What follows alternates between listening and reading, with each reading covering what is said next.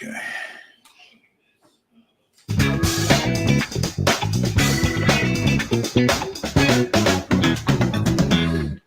Hello, everybody. Welcome to Forum and Media News. I'm your host, Dave Mead. I don't know if this is too loud, but I should have a guest. I'm supposed to have.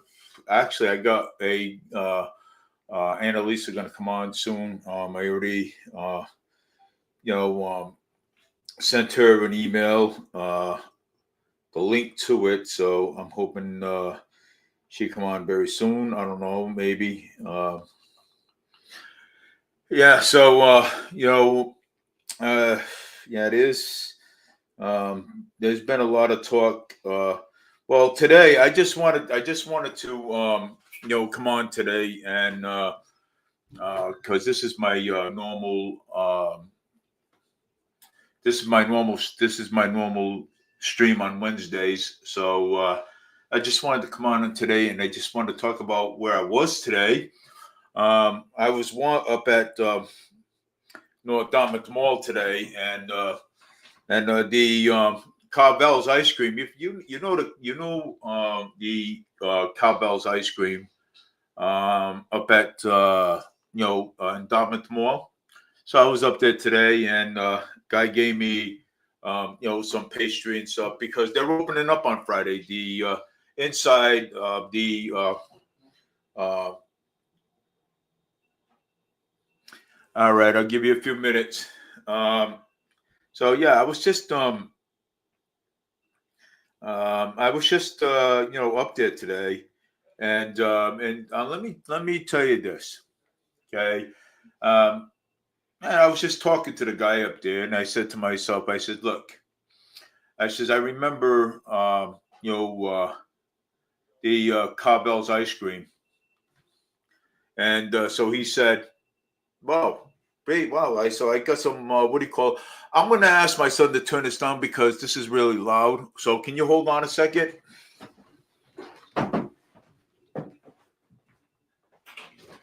Hey, Jacob, my microphones are really loud and they're hurting my ears. Help me out first. Because you keep playing around. No, I don't. Just turn it down a little bit, not too much. Yes, you did adjust the volume. Let me see. Because there was an echo in here. Let me see the headphones. Let me check them all out. All right. Let me see. Hello? Yeah. A little bit up. Hello? That's good right there. That's good. Not too loud so it doesn't echo. Thank you. I appreciate it. Yeah. I wish you'd join my live stream. Shut the door. Can you shut the door, please? I appreciate it. Yeah. So I had to, adjust my I had to adjust my headphones because I don't know when Annalisa jumps on the live stream, and when she does, that way it doesn't echo. So I'm going to talk about a few things why she's. I already gave Joseph Oliveira the link, so I emailed him, and if he wants to come on, that's fine. Or if he used the most of. All right. Let me see. Let's see if Joseph Oliveira wants to come on.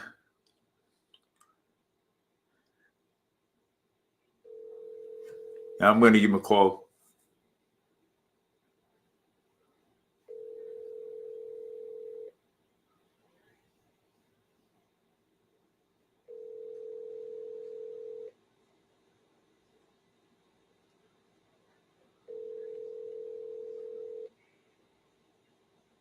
call has been forwarded to an automatic voice message system. Joseph Oliveira. Is not available. At the tone, please record message. When you have finished recording, you may hang up or press 1 for more options. Mr. Joseph Oliveira, this is David Mead from Fall River Media News podcast. You were on my show not too long ago. I was just wondering. I sent you the link. So if you wanna hop on the link, that would be nice. Thank you. Have a great day. If you are satisfied with your message, press 1 to listen to send your message with normal delivery. Thank you. Your message. Yeah, so I sent him a message. If he wants to come on, jump on my link. So yeah. So anyways,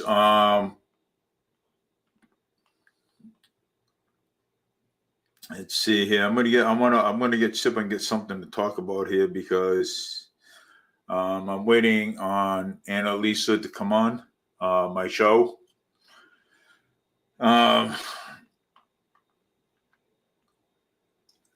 So yeah, so I'm waiting for Annalisa to come on my show.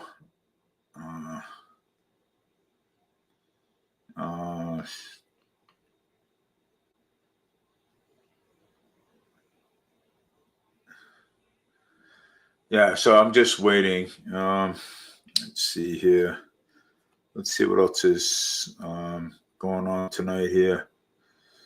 Yeah, well, you see here. Let's see here.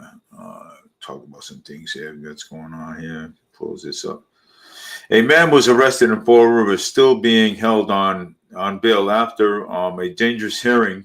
According to police, on April 26, Caston detective conducted a surveillance in a gas station in Fall River based on information on 35-year-old Leonard Stretcher Jr., who had a active arrest warrants, was operating, which is in the area. After confirming Leonard warrants status, detectives approached and detained him in a path of risk and revealed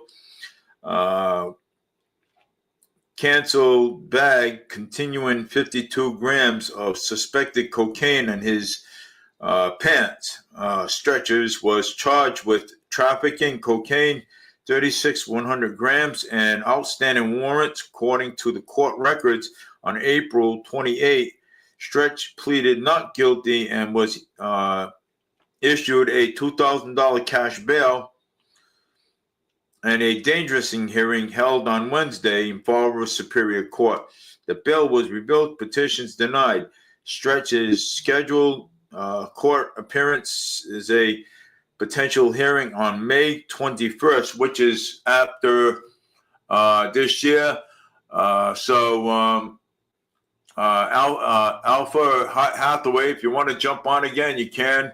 I've already sent you an email. You already got the link before, so if you want to jump on, you may. If you want, so if you want to jump on, you may.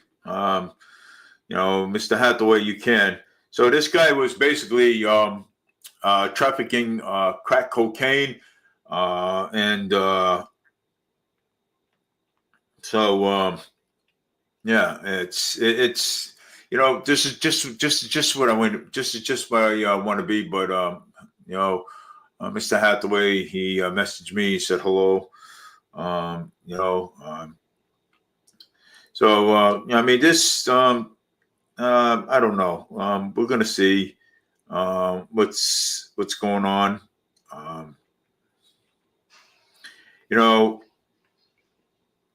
Oh, there's Annalisa. There she is. Gotta bring her up. Gotta add her. Annalisa. Hello. How are you? Good. How are you? We were supposed to have another person on, but I don't even think I left him a message. But I don't even think he's gonna want to part with this. Because we were Joseph Oliveira, he was supposed to talk about his movies and stuff that he's doing. I had this guy on my show before. I know who he is. Really nice guy. He's around his 60s, 70s, and he loves to do movies, and he's been doing it for quite some time. And matter of fact, I think they did Hunter's Farm at one point. So I don't think What kind I of don't think movies? huh? What kind of movies?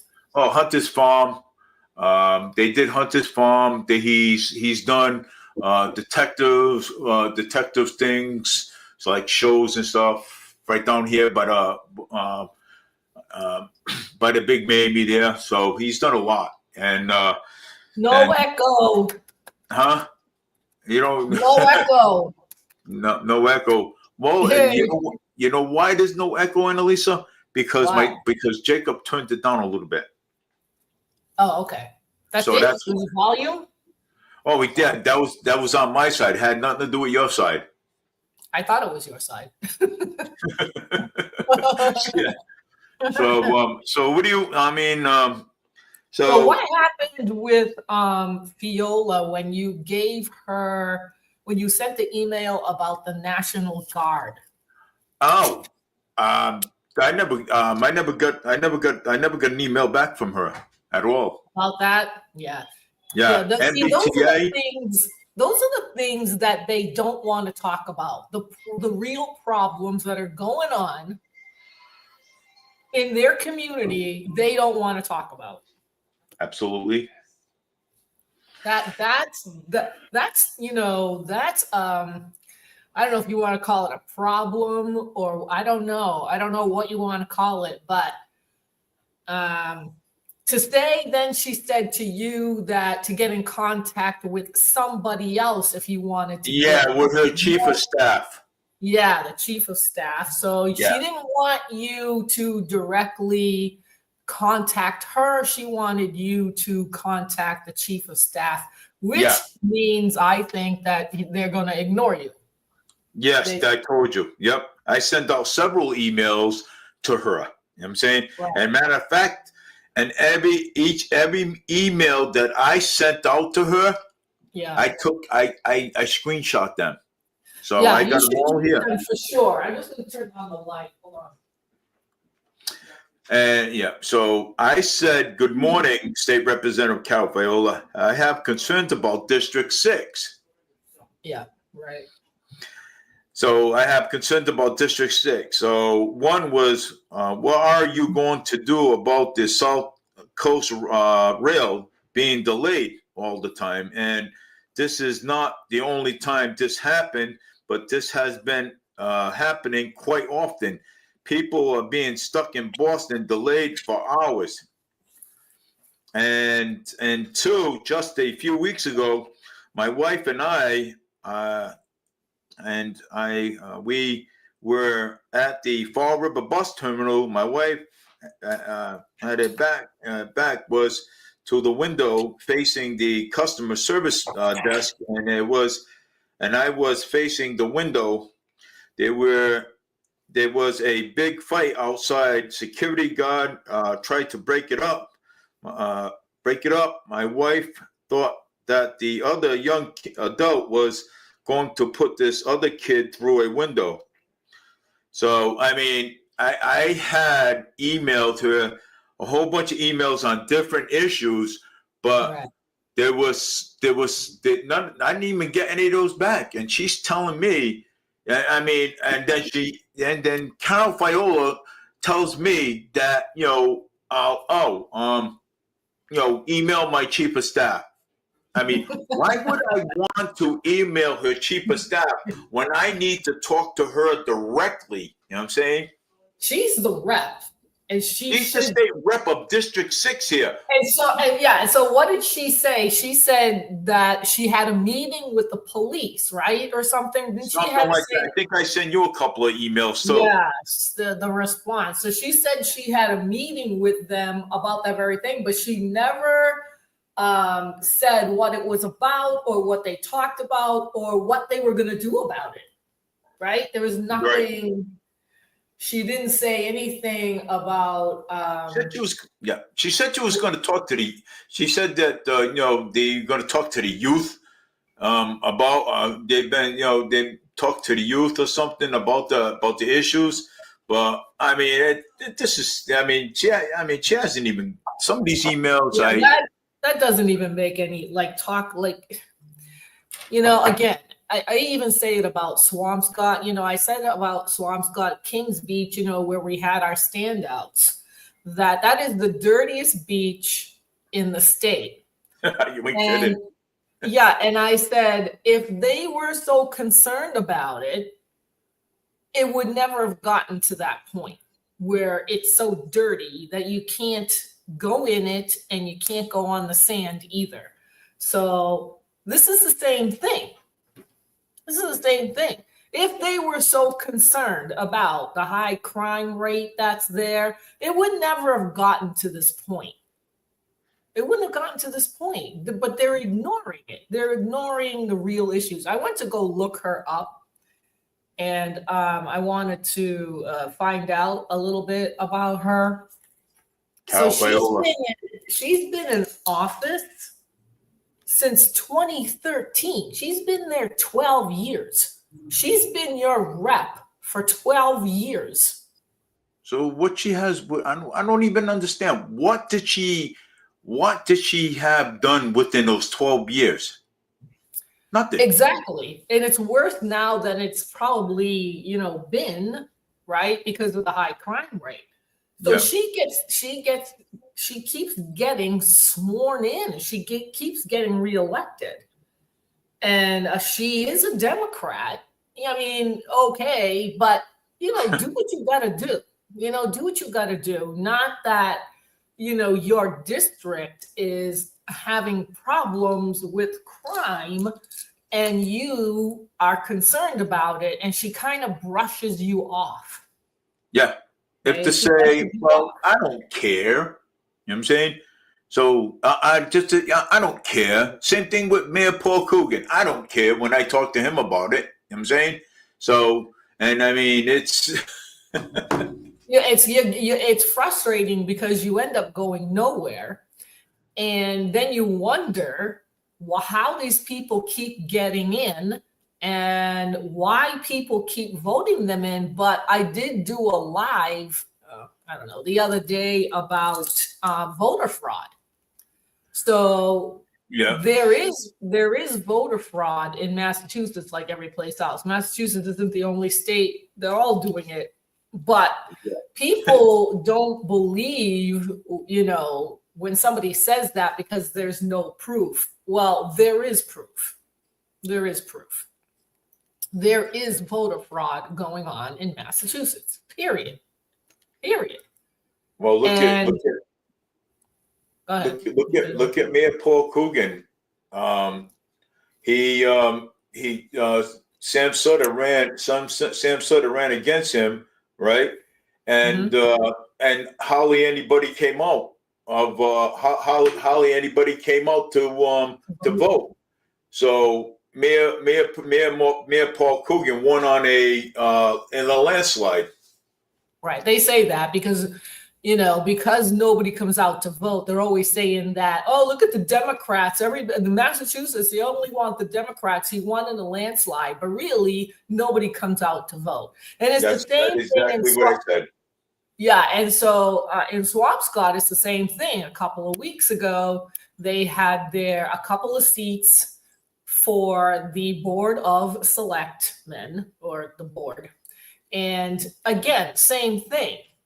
About 10,000 people can vote in Swampscott, and 2,000 showed up.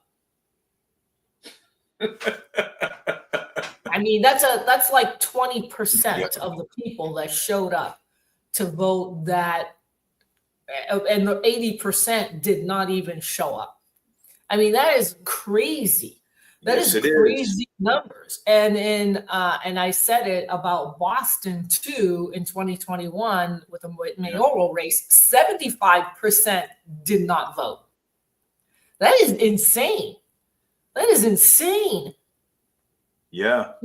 You got 20 to 25% 98% of the voters showing up to vote. And no wonder, I guess, that's probably why you keep getting the same people over and over and over again. And they like that. They like it because, number one, I think what they're doing is kind of like propaganda and saying that the only party that can win in Massachusetts are the Democrats because they win by a landslide. And so nobody goes up against them because they buy this rhetoric that they're not going to win. But in reality, the majority of them are not even voting. Yeah. So Yeah. that's really the crux of it, I think. I mean, if you did not have 20 or 30% of voters not show up, then I would say that's a landslide. Yeah. But it's reverse. It's reverse. You don't have people, most of them 80 to 75 to 80% not going to vote. That is not a landslide. That's No, not it's a not.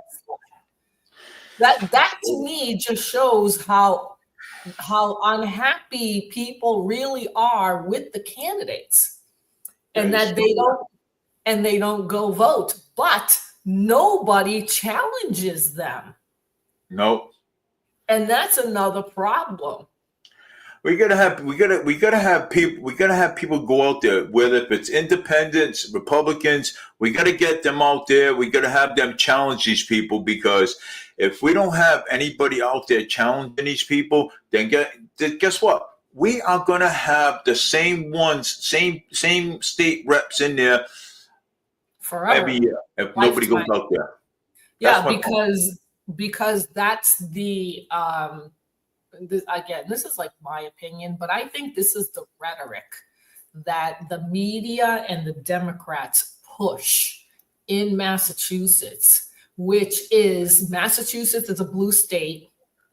Nobody's going to win. Only the Democrats are going to win. So nobody goes up against them, which is ridiculous. It's ridiculous. There has to be challengers to get these. This is the only way. I don't know what other way there is, but to get people to run against them and have the voters show up so that they can vote them out.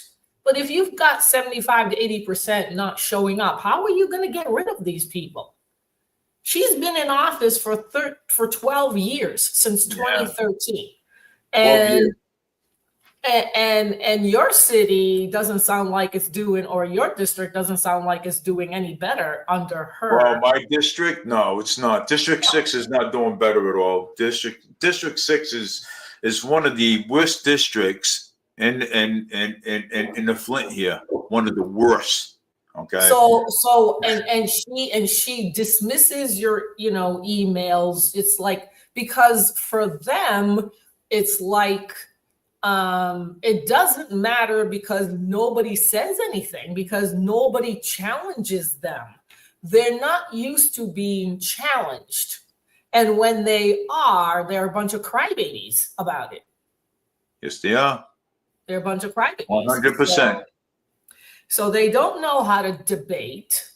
Nope. They don't know how to defend themselves. What's there to defend if you've got a district like yours that is not doing better under her representation? It's not. It's bad representation. It's not. And she is a realtor. She is a real estate agent, which already has big red flags up for me. I mean, I don't. What kind of red flags? Well, I mean, because of the housing situation that is going on, like in Swampscott and around the state, I just don't trust these realtors. No, I don't either. I really don't. I really think that they're really pulling the wool over people's eyes, especially when it comes to affordable housing. They know how to use words that make people think that they're going to do something about the unaffordability of the houses and homes or rents or whatever, so that people can go into them and like the government is going to help you out. They're not that is so not true. That is so not true. No, I It's agree. I it's agree with you. they don't do that. The government, her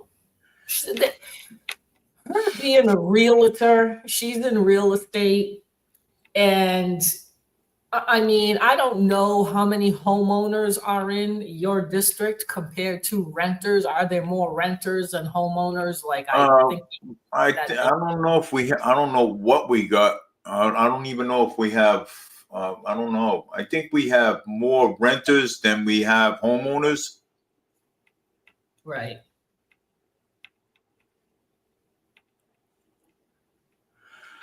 Well, okay, Scott. I'm going to tell you, Mr. Alan Donnelly. I'm going to tell you that the Republican committee does make an effort to get candidates to run against these lifelong unopposed Democrats. We always do all the time.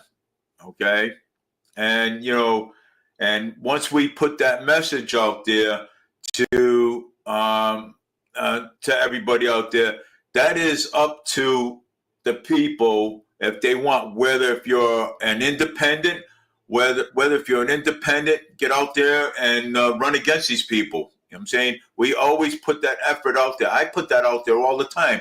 And Elisa, don't I put that out there all the time? And Yeah, you do. You do, and and we've said it before. The Mass GOP in Massachusetts does not help with getting other candidates because they work with the Democrats. Very, very tough.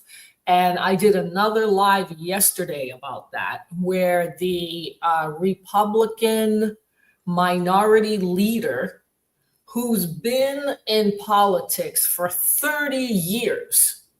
He is from Reading, which is northwest of Swampscott, and he sides with the Democrats. He sides with the Democrats. He votes on the budget. He voted with the Democrats.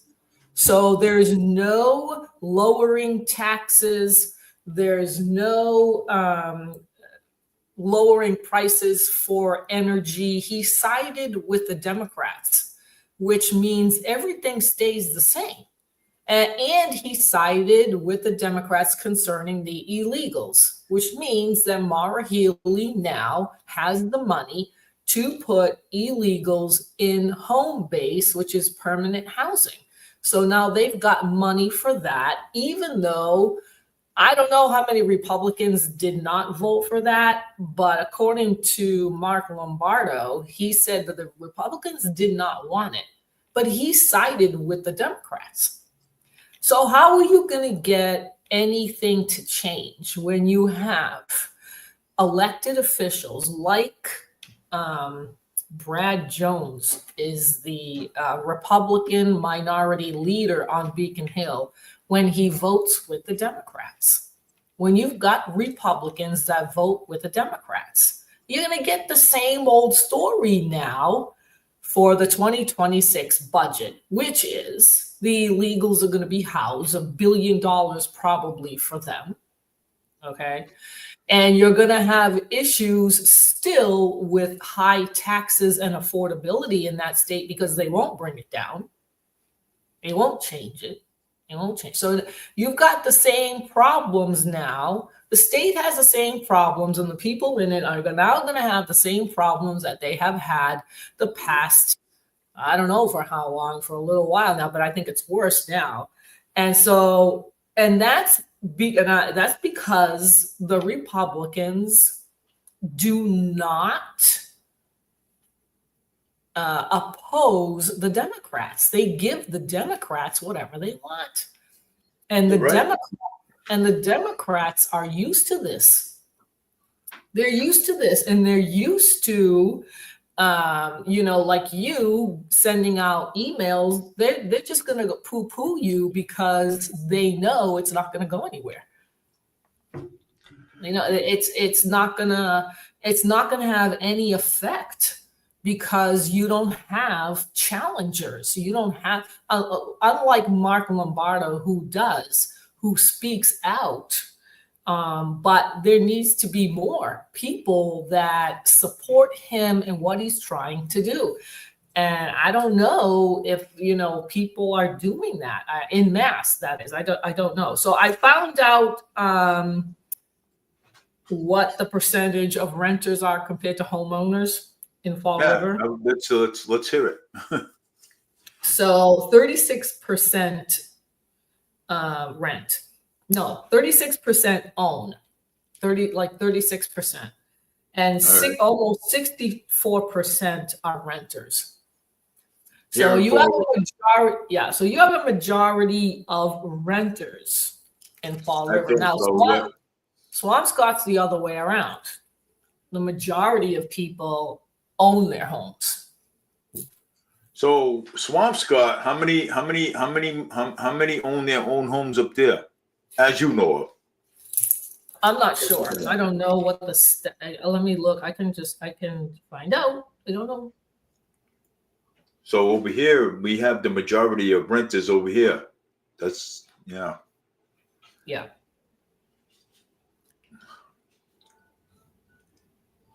That's crazy.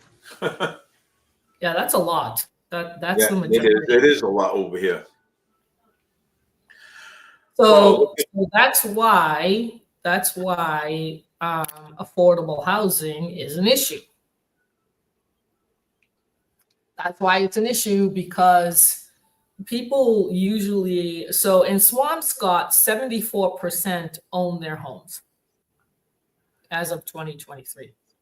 So what's their mortgage up there? How much they pay for mortgage up there? Well, it depends. It depends. Well, right now the average home sells for $800,000.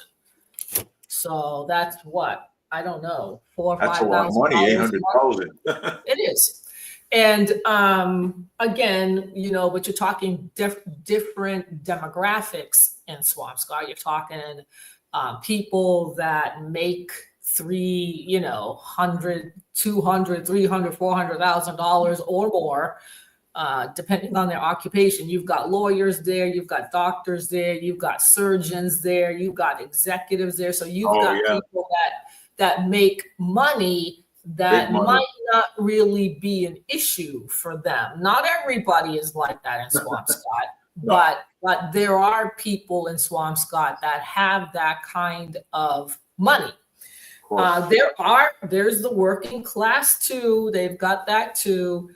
So you got really all kinds, but when 74% own their home, it's different. It's different. People take care of it. Which just adds value to the home, which makes the town desirable, because most people own their homes as compared to most people that rent, like in Fall River. So, I don't know what the average income is in Fall River either. Oh boy. See, when realtors, this is why I don't trust the realtors in politics. They know all this. They know all this information. Property are wrong. We need more. Well, okay, yeah. Property taxes or appraisals are unconstitutional. Yes. Yes, they are unconstitutional. Yeah. Yeah, mortgage control, I don't know about that. Rent control, again, is the government. Yeah, I was thinking I about. don't trust that either. I was talking to Linda about that rent control. Right. And rent control there is something behind that, and that rent control. You know what I'm saying? There is something behind it. I don't know what's behind it, but there is something behind that rent control. Well, that's when and this, again, this is me. That's when the Yeah. government steps in, and I just don't trust the government. So the average income in Fall River is $54,000, and that Wow. was from 2019 to 2023. So the average annual salary is about, let's say, 54, but the per capita income is about 32,000. Okay, so what is the poverty rate?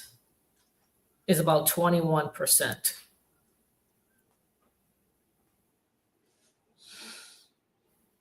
Yeah, that changed. That now the household income changed to 72,000. So in 2023, it was about 54. It probably went up because what I read, inflation and all that stuff. I get 14,000 a year. 14,000 yearly. Well, I don't know how are you making it in Massachusetts with 14,000 a year. That's crazy. Yeah, I don't know how either. See, this is what I'm saying. This is, this is what I'm saying when people are looking for the government to help them out because they don't know what to do. If you're making 14,000, that is really, really, really low. Well, I was just listening to Spindle City Straight Talk. Low. I was just listening to Spindle City Straight Talk with Chip and CJ, and they said that now Mayor Paul Coogan wants to go with affordable housing now. That's what they say. If you play back today's show, right?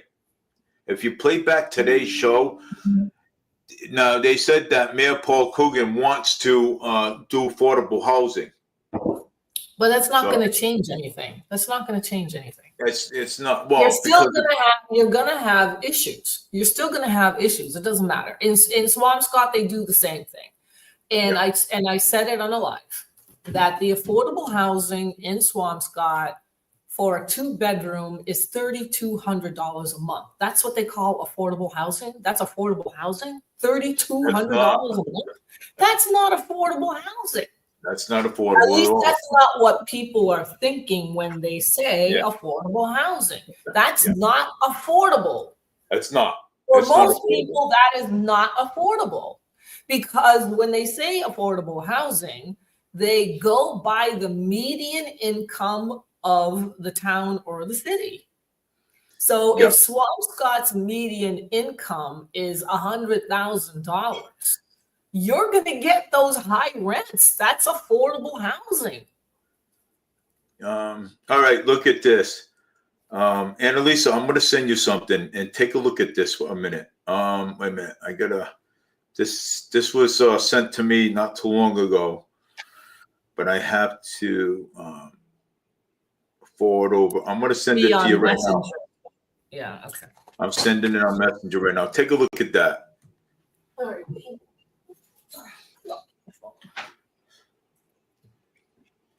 We'll speak about affordable housing. Take a look at that. Oops. Okay. Where are you, Dave? Oh, wait. I'm looking at the wrong thing.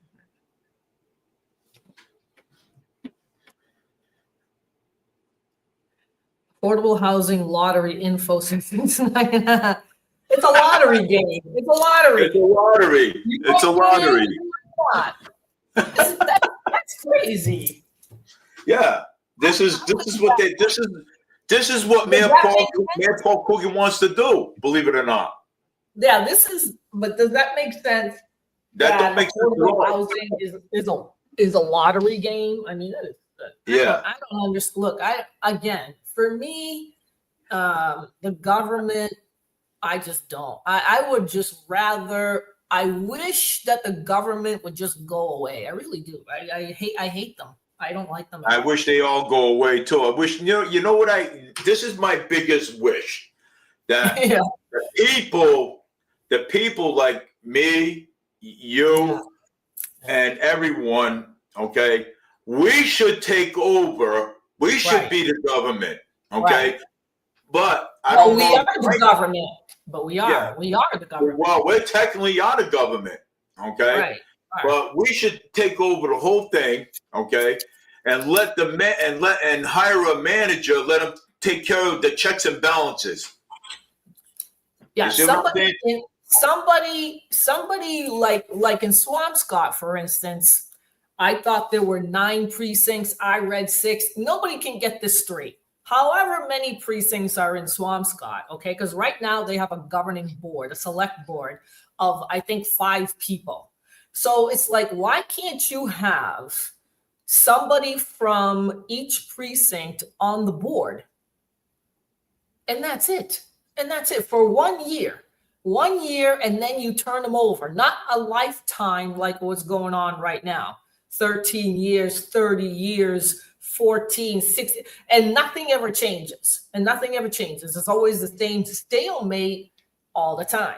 So in Swampscott, why can't we have a representative for each precinct? Now in Fall River, I think you're 6 and 7. So why can't you have a representative, from which she is from that? She is from District 6. She has to be to get elected. Who is it? Carol, right? Yeah, Carol Fiola. Carol And so, yeah, she is District 6 because I told her that I had concerns about District 6.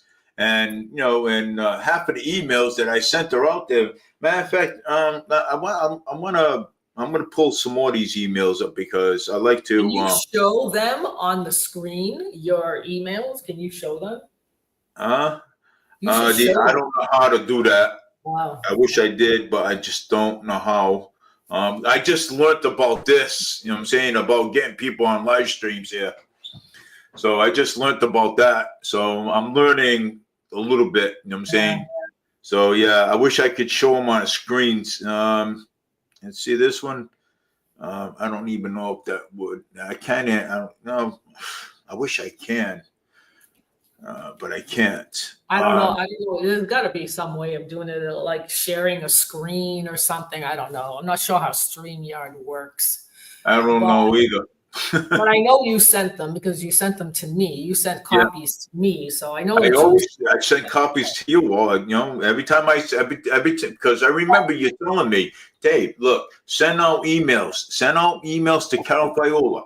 You know what I'm saying? And I mean, she's your representative, okay? Yeah. And if people like yourself cannot reach out to a representative that she was elected to do, and she ignores you, what kind of a rep is that?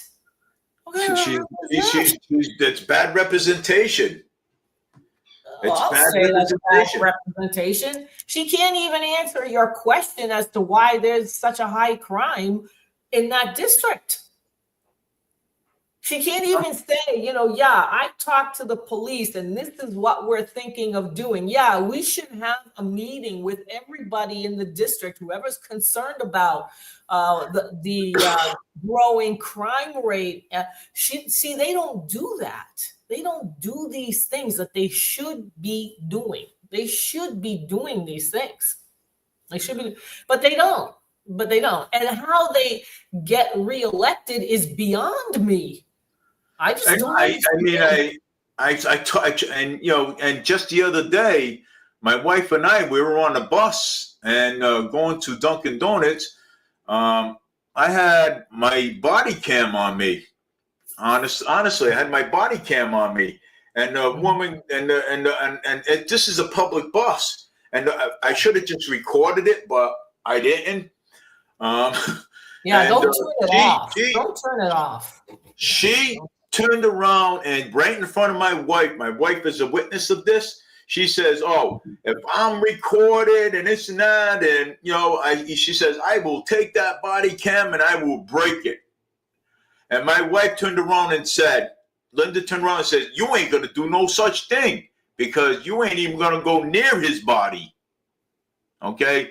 But David, see, these are all threats that they do so to stop you or anybody from doing what you have a right to do, by the way. Oh, well, I do it anyway. Yeah. I do it anyway. Well, I mean, there's not, I mean, she can't call the cops on you because you're recording in a public space. There's no law against that. That's the First Amendment. So there's nothing they can do. There's nothing they can do. Yeah, that is the First Amendment, but only not in private areas like bathrooms, hospitals, nursing homes, private homes. That's all private area. Public places, yes, but not private places. Public places, you can record. You can record. So she can't do anything about it. Oh, she says, I'll rip that body cam off and I'll break it. Oh, and I said, look, I said, you know something? I said, you will be in court and you'll be up on charges. You'll be buying me, you break my property, you'll be buying me another one. And you'll be paying court costs too. Yeah. That's well, see, this is okay. See, this is what happened, I think, because I experienced it with BLM. Black Lives Matter. In Swampscott. So these people are so used to getting their way that they have the gall to threaten you. They do. They do because the police aren't going to do anything. See, because they know the police aren't going to do anything. And that was the same thing with Black Lives Matter. When they called the police, they knew that they were, for the most part, going to get away with it. Yeah. They weren't going to do anything. And they didn't, because the stupid police chief at the time took a knee to BLM. Okay, so did the fire chief. I saw that. That was all over Facebook. I remember. Right, exactly. So they took a knee, and so they were on their side, right? So the law enforcement was on BLM's side. So this is the same thing. They have this gumption that they can say things like that to you, knowing that most likely nothing is going to happen. Because they already knew that, you know what I'm saying. But I don't think now. If they do something like that now, I think the police will actually do something. You know what I'm saying. Well, look, they should, I guess, if they break the law. If they assault you, then that's different. They have broken the law. Okay? So if she touches you, that is assault, and she can get charged, and she should get arrested. All right. I will, and that's the thing, and I will press charges. Yeah, and you can. So, but these people, this lawlessness is an issue. It's an issue. Look at I don't know if you heard it, you might have, but in Nashville, ICE raided these people, these illegals in the city. I've heard. So and then they were saying the federal government, I think it's DHS, the Department of Homeland Security, said that these were criminals, that these people were criminals. So now in Nashville, with the mayor, it is a big deal. I don't know why. The governor supports President Trump, and so do practically everybody else in the state of Tennessee. But the mayor of Nashville is crying about the ICE agents gathering these people, and now nobody even knows where they are. So I don't know where they are. But anyway, they're trying to get names. They're trying to get all this, and this is the Democrats for you. This is how the Democrats are. First of all, the Democrats started this whole problem because when Biden was in office, he let in millions and millions and millions of these people. No vetting process, no nothing. So we have criminals now roaming all over the country. Okay. So people wanted to have control of that. So they put President Trump, they elected President Trump so that he would fix this problem. Yeah, it's a huge problem, but it has to get done. It has to start somewhere. Okay. So these Democrats are crying over these people's rights, these criminals' rights, that they are being rounded up without proper authority. Okay, like the feds can just do whatever they want. This is dangerous. What about if they come after you? Like they're fear mongering, lawlessness. Okay, this is the Democrats, and in Massachusetts, it's the same mentality. Yeah. It's the same mentality. Okay, the lawlessness is rampant. I mean, look, did you hear about what happened in Cape Cod where they were housing a I heard something about that, but I mean, I didn't catch all of it, but go ahead. Well, I believe he was a sexual predator. Really? Yeah, at a daycare center. Oh, boy. Okay, so these are the people that these Democrats want to defend. They're sick. They're sick as right. Democrats are sick. Like, why would you want to defend somebody like that? And they started this whole mess, Biden letting millions and millions of unvetted illegals in this country. Okay, now we voted President Trump to see if he can get some kind of hold on this. And they're crying about their rights. Yeah. It's unbelievable. It's unbelievable. And the rhetoric. What about if they're going to do it to you now? They could just round you up too. And it's like, yeah, I don't think so, because I didn't break the law. Okay, so I'm here legally. Yeah. I don't think they're going to come after most people, in this country are, I would say legally here. They're going to go after the criminals. They're going to go after those people. They're going to go after the sanctuary cities, like Boston, that's been raided multiple times. They're going to go after them in Nashville too, because you've got Democrats, 60-40 only in Nashville of Tennessee is the only place that's 60-40. And that might have changed to 50-50. Nobody, I don't want to hear Democrats, okay? It's like you started this crap. Well, and then again, now Carol Fiola, I did also email to too. I think I talked about the audit too. The audit, remember the audit? You're never going to get a response, Dan. I'm never going to get it. I did talk to her. I did send her an email on the audit too. So, and I never got a response out of that too. So, you know what I'm going to do? All these emails that I got here, I'm gonna post them up on Facebook, and I'm gonna let all my viewers look at them. I'm gonna post them up because this is ridiculous now. Okay, they tell us, okay, if you have a concern in your district, or if you have concerns about anything else, you can email me. Okay, so this is what I do. Okay, I email the state representative in the district. Okay, for District 6. Okay, and come on, you cannot respond back to me and ask me what Well, let's set up a meeting. Let's set up this. Let's go and let me go to your house or something, and let me go talk to you about these issues. Okay, they don't do that. They don't do that. And this is why we're having problems over here, okay? This is bad representation. It's bad representation. We're not getting a representation like we used to. So that's why I always said, okay? And, people saying, oh, the Republican committee is not, getting anybody. We are trying to get people out there to run. You need to get out there and run against these unopposed, okay? Whether if you're an independent or a Republican, whatever, okay?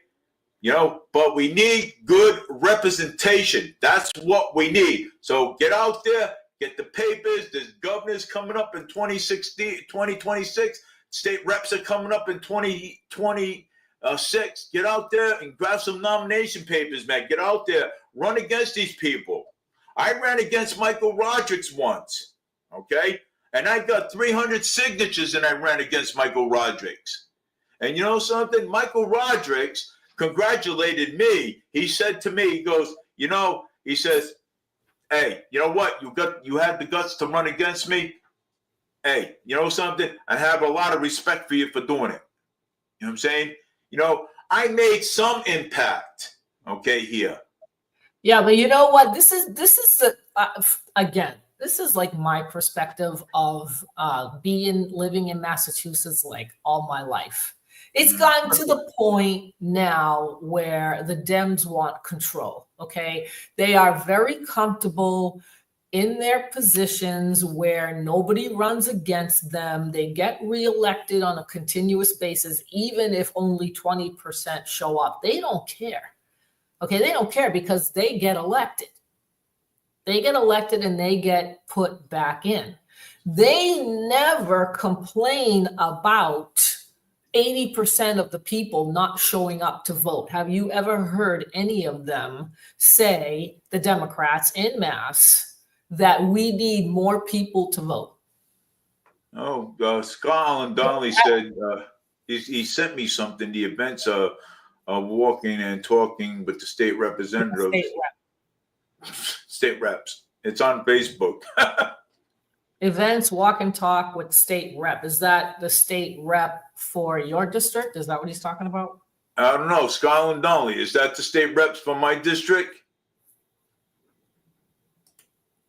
I don't know. You know, yeah, let me. I don't know either. I'm gonna message him and I'm gonna ask him. And the question is, does anybody go? Does anybody go? Yeah, well, the question is, doesn't anybody go to these events? You know what I'm saying? You know? Let me see. What did he call it? Walk and talk? Yeah, walk and talk.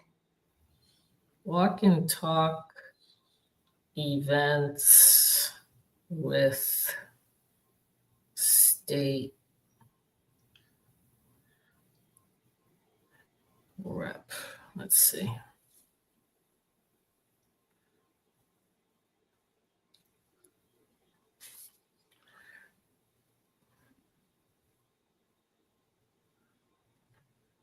Are you looking it up too?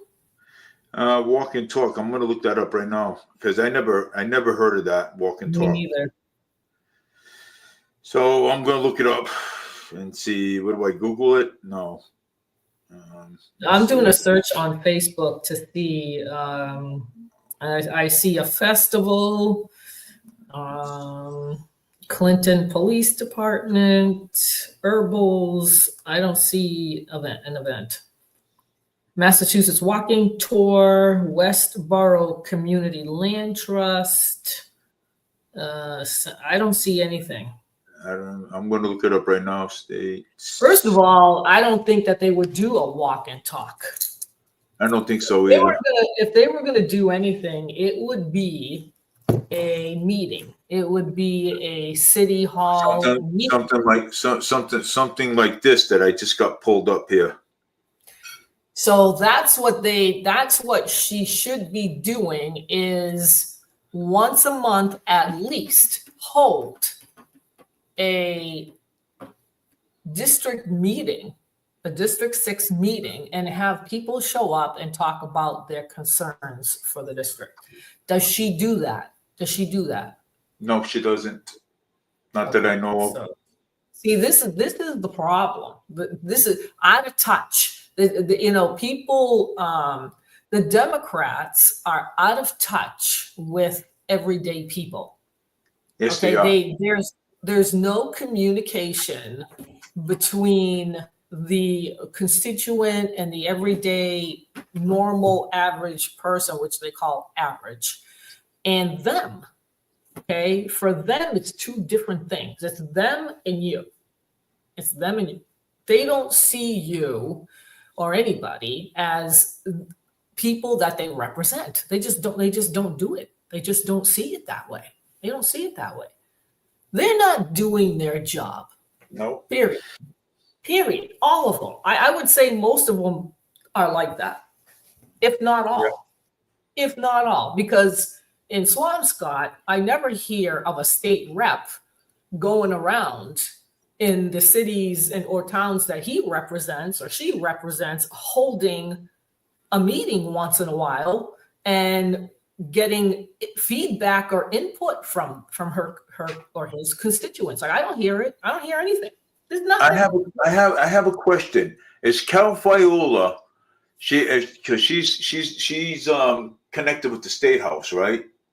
Yeah, she's a yep. So Mhm. all right. So she's a state rep in District 6 here, but she's not in your district because it's Massachusetts. No. She's All a right, district. I'm in Swampscott. I got somebody. Maybe I thought maybe all representatives would cover Massachusetts areas. Every district in Massachusetts has a representative. So when laws are being passed, it affects the whole state. Yeah. She could come up with a bill, and people on Beacon Hill will vote it in, and it affects the whole state. You know what I'm saying? Yeah. Okay, so well, Alan Sylvia has a monthly meeting at the South Coast at the South End Neighborhood Association. But see, Alan Sylvia is not my state rep. Cal Fiola is my state rep in District 6. is there a difference between District 6 and 7 in Fall River? Is District 7 better than District 6? District 7 is the same as District 6. It's the same. Yeah, it's the same. Because it's the same. But the only difference with Alan Sylvia's district is that he's right on top of everything. You know what I'm saying? He's right on top of everything. What's his name? Alan Sylvia. Alan Sylvia or Silva? Yeah, Alan Sylvia. He's the District 7, South End. I read what you said.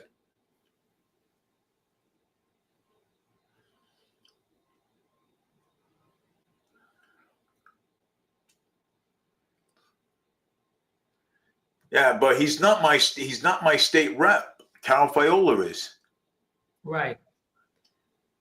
And but the only thing is he has monthly meetings, but Cal Fiola don't have monthly meetings. You know what I'm saying? I guess not. Like you said, no, that he does. She doesn't. Okay, so Alan Sylvia has been a member of the House of Representatives. In 2020, he was elected to a 5th term. See, this is another guy who's been in there for a very long time. There's somebody else. There's somebody else. He Homeland Security. Wow. House Ways and Means Committee, police officer. He's a detective, worked for 19 years as a detective. Well, at least he's not a real estate agent. Yeah, right. Like Viola is. So, I mean, he's I mean, I don't know, okay, because I don't know Fall River that well, but if he's having monthly meetings, and it doesn't say what party he's in, I'm guessing, is that another Democrat? Yeah. Well, what happened was when he was when Alan Sylvia was a detective for the Fall Major Crimes Division, Fall River Police Department, he testified in court with the murders that happened here in Fall River a long time ago. I don't know if you know anything about that. Well, actually, funny that you say that, because I was watching a documentary yesterday on a satanic cult. He testified.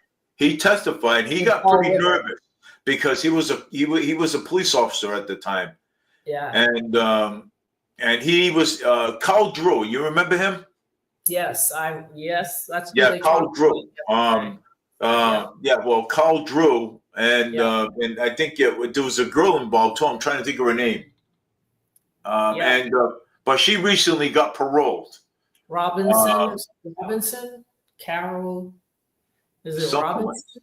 Robinson, something like that. Yeah, she recently got paroled. Yes, I saw that. Yes. And but they told her that she cannot come into Massachusetts. She has to stay out of Massachusetts. Oh, really? Okay. Yeah, because she has to. Yeah, because the people that testified against her live here still.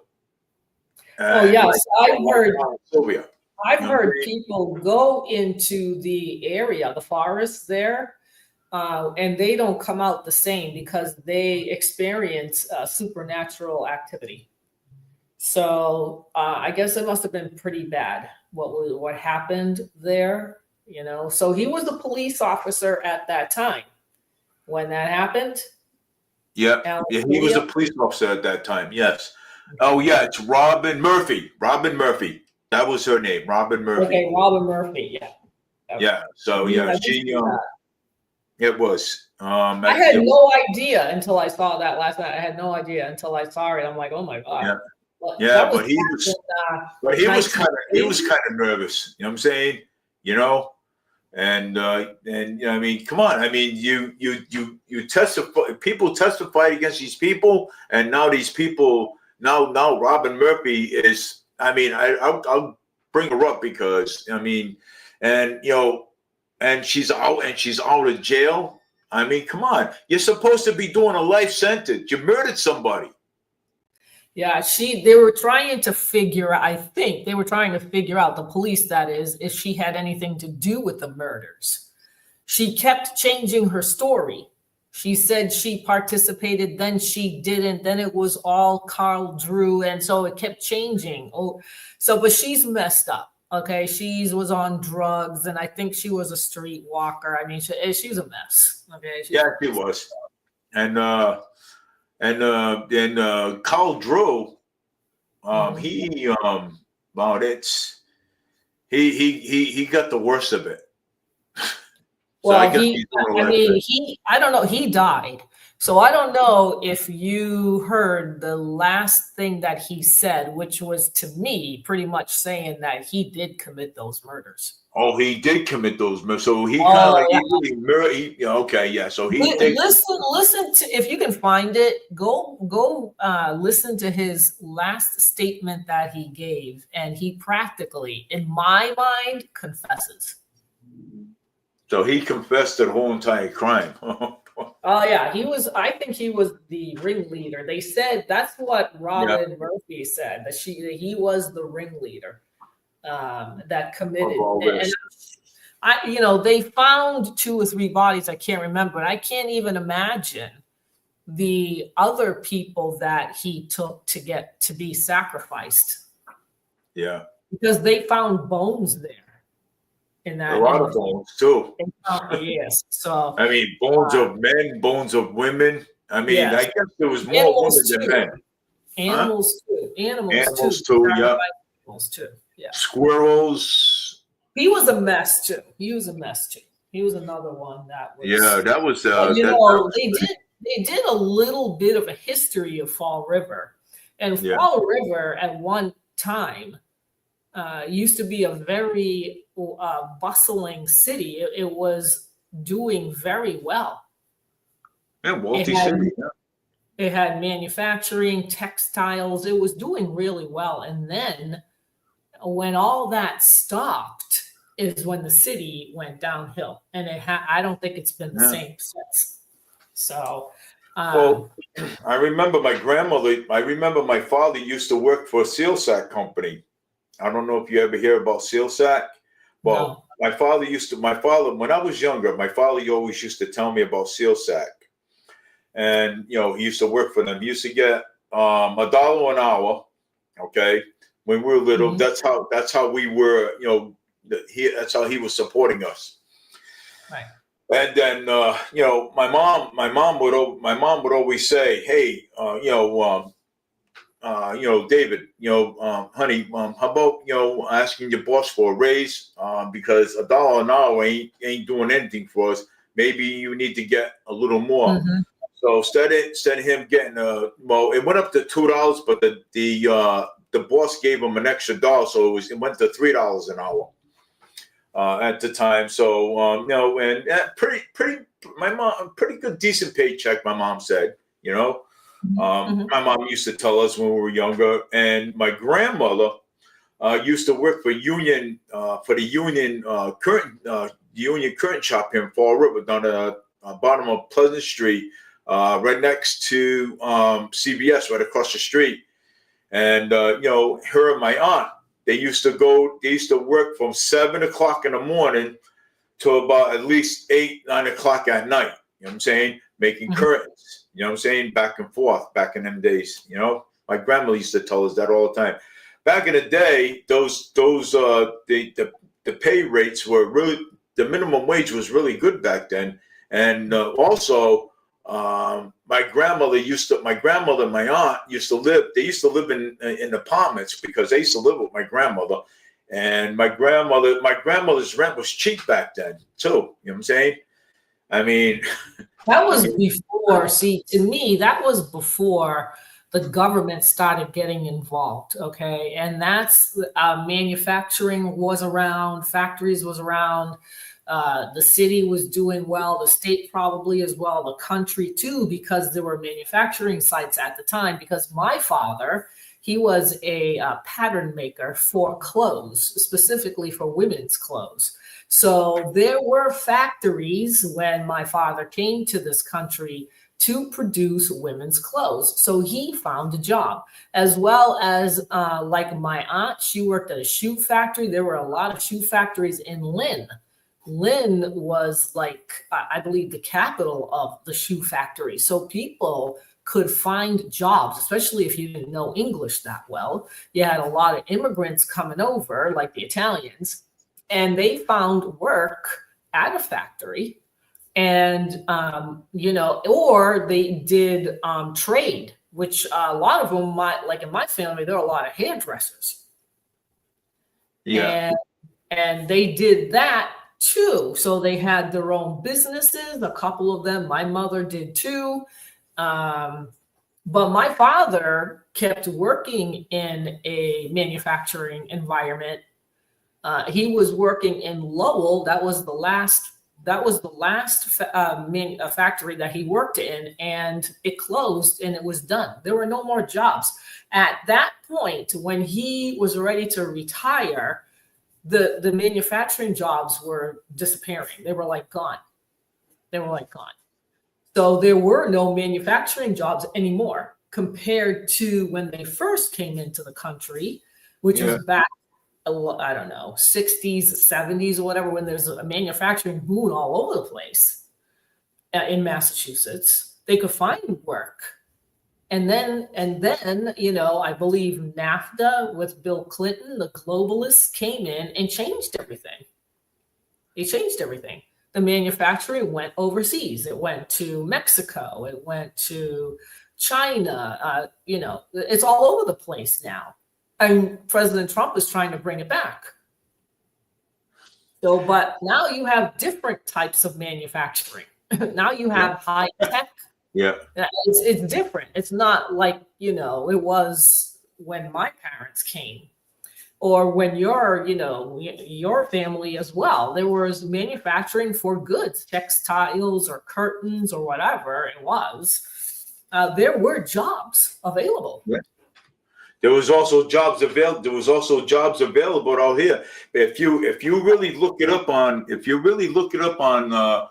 the historical, if you look it up, the history of Fall River, you would actually find that Fall River was actually open. You know what I'm saying? It wasn't closed like this. It was like wide open, where you can go to Boston, you go to Westport, you can go to anywhere you wanted.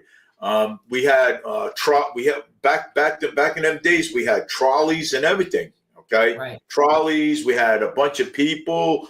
Walking, people taking the trolleys, the bus, and everything.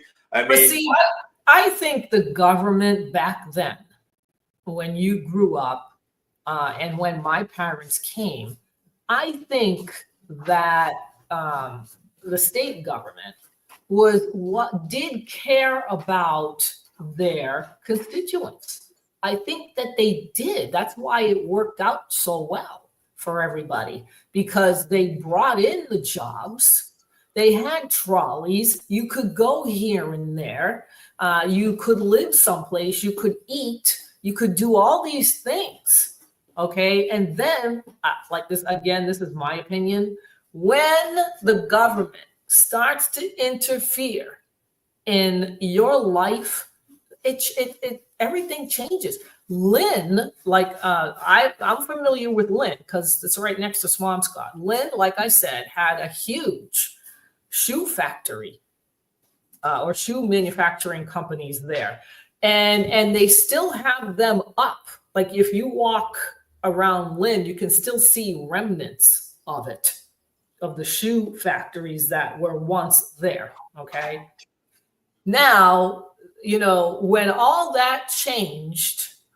Like this one woman was telling me that Lynn used to be, even when I was little, was a really nice city. Yeah. It was safe. You could go there. We had to take the bus because we didn't have a car. So my mother, the three kids and my mother would take the bus to go into Lynn because that's where they had the stores. Okay. So 3 kids, 6, 4, and 3. She was able to take us on the bus to go to, which was Union Street, and it was safe, it was nice, it was clean. There was really nothing to worry about. Crime didn't exist, nothing. It was a nice place until this woman who used to live in Lynn, grew up in Lynn and all that.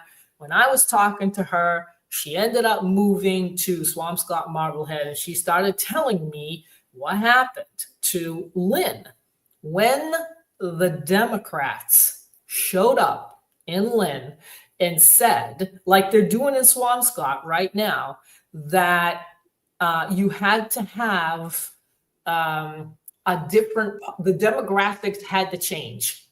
Yeah. Okay, so the demographics had to change, like they're doing in Swampscott right now.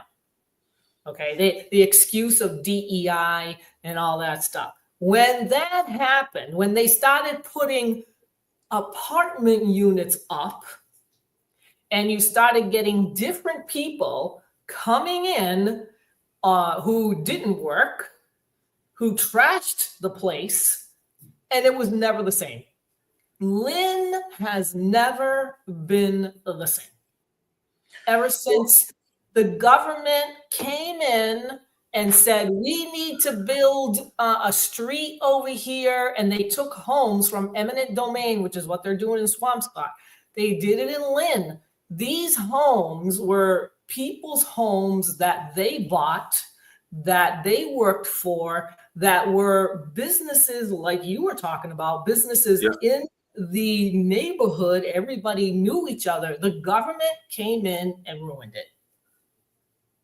That's what they do, and they do it well. I just sent you something that Scott Allen Donnelly showed me. The walk and talk bioservice. That's what it was. The what? The walk and talk bioservice.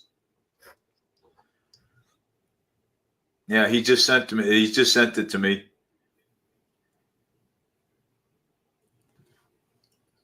Walk and Talk Fall River Bioreserve. Something Yeah, like but that. what's that got to do with having a monthly meeting? Sounds like a special event. Yeah, What it the is. hell, first of all, what the hell is a bioreserve? Yeah, I'd like to know what that is. Bioreserve. I like to look that up. I'm really interested in that. I like to look up that bioreserve. An hour gentle hike at Adirondack Farms in North Watuba Pond. This will be a chance to explore some 16,000 acres of our incredible protected land and water in the city. Chat with me, ask questions, and get your steps in. Parking will be along Blossom Road. Can't wait to see you for a fun and exciting walk and talk in one of Fall River's hidden gems. Do you know where that is? What is that? Do you know where that is? No, I don't. Oh, okay. I live in Fall River. Well, she said it's a hidden gem, and a bioreserve. I guess she's trying. This is environmental things. Again, what is that got? Okay, this is what I find. What is that got to, Yeah. what is that got to do with the crime Okay. here in the city of Fall Right. River? Right. Okay. So this is what I find when I point out these issues that are going on in Massachusetts, like in Swampscott, like in Fall River. People get defensive. They get defensive. They're like, "Oh, she does that. We're gonna all meet at this reserve in June. Our representative does do that. No, she doesn't. No, she doesn't. The thing is when you're in denial about what is really going on in your community, it doesn't get better. No, it don't. It's not going to get better. Okay. The more people can come to terms with what is really going on in their community, like for me, I know what's going on in Swampscott. I don't like it. Okay. But same thing there. They're in denial. They think Swampscott is just perfect. Everybody's fine.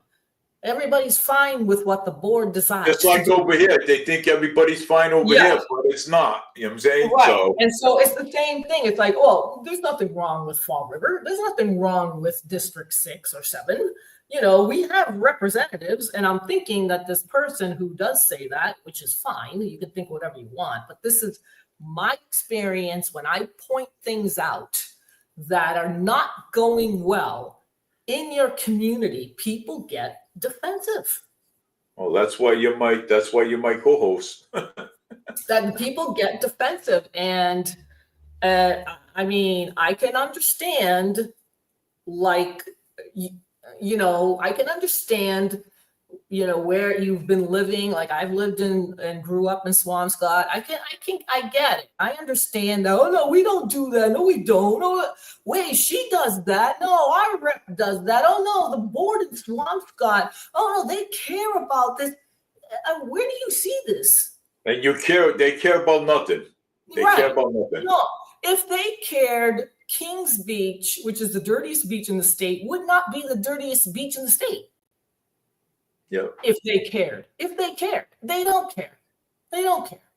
Well, Pierce Beach, down by the Battleship Cove, on the other side of the Braga Bridge, really clean over there. Nice and clean over there.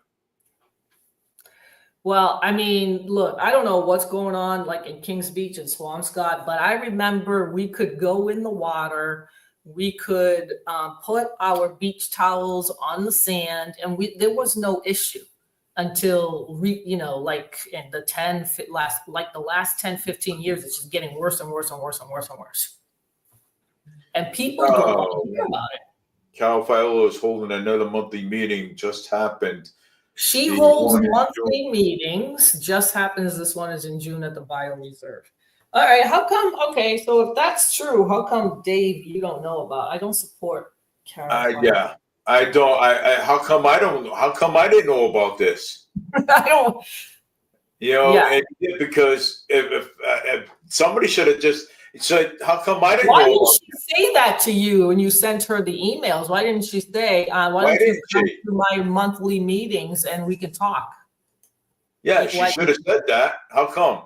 Come to my monthly meetings down at the biopark, and then we can all walk and talk at the same time, right? So why didn't she say that? But why did she send me an email and say that? Why didn't Scott Allen Donnelly just had to tell me all this?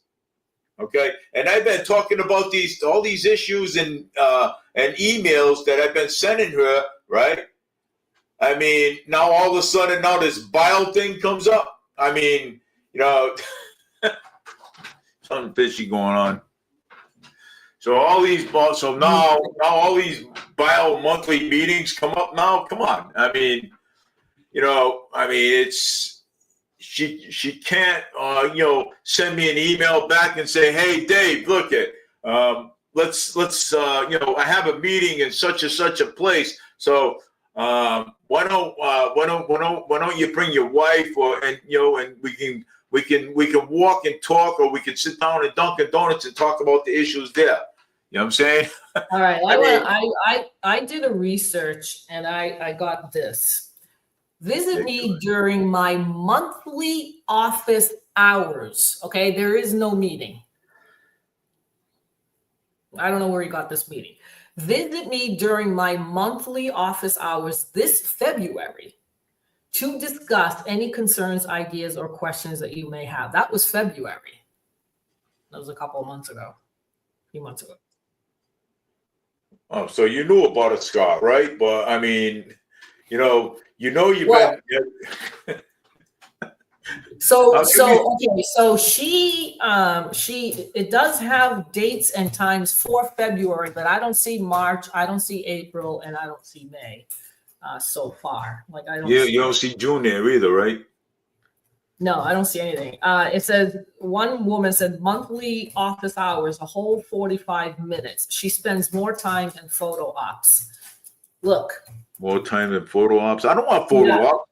I don't want photo ops. I want all these issues that I emailed her. Right. But see, this is what I'm talking about. This is what I'm talking about. When people get defensive, all right, don't get defensive and don't say she has monthly meetings when that's not the case. Okay. I'm reading the comments concerning the one post that I see of February. I don't see anything else. I don't see March. I don't see April. I don't see May. I don't see any calendar year round where she's available to take your concerns, and you'll see the previous meeting. Yeah. Billions of dollars being spent on illegals while veterans and seniors are living on crumbs. Look, it's not just veterans and seniors that are living on crumbs in Massachusetts, okay? And then somebody showed a bill of like $877 for gas. $877. Oh, something. Talking about the gas bill. A lot of people in Massachusetts been getting kickback money back from their gas bill. The government. Yeah, you know what? The government is a one time, and then the government's gonna come save the day, right? So Carol Fiola wrote back to this person who said that she only spends 45 minutes in her office. And she wrote back like she wrote to you. Please feel free to let me know when it's a good time to meet. Should you have anything you'd like to discuss? We meet with constituents based on their schedules, not hers, but yours. Office and coffee hours are another way people can reach out with their issues, ideas, and concerns. All right, that's not specific. I don't know what she's talking about. All three Fall River state reps voted to approve Governor Healey's request for $425 million Massachusetts emergency shelter funding that has cost taxpayers at least $2.5 billion in the past years. Yep. All three of them did. Fiola, Sylvia, and I don't know who this other guy is. There's another guy. I don't know who he is. Oh, there's another guy. I don't know who that is. All three state reps. So I don't know who the other state rep is for Fall River.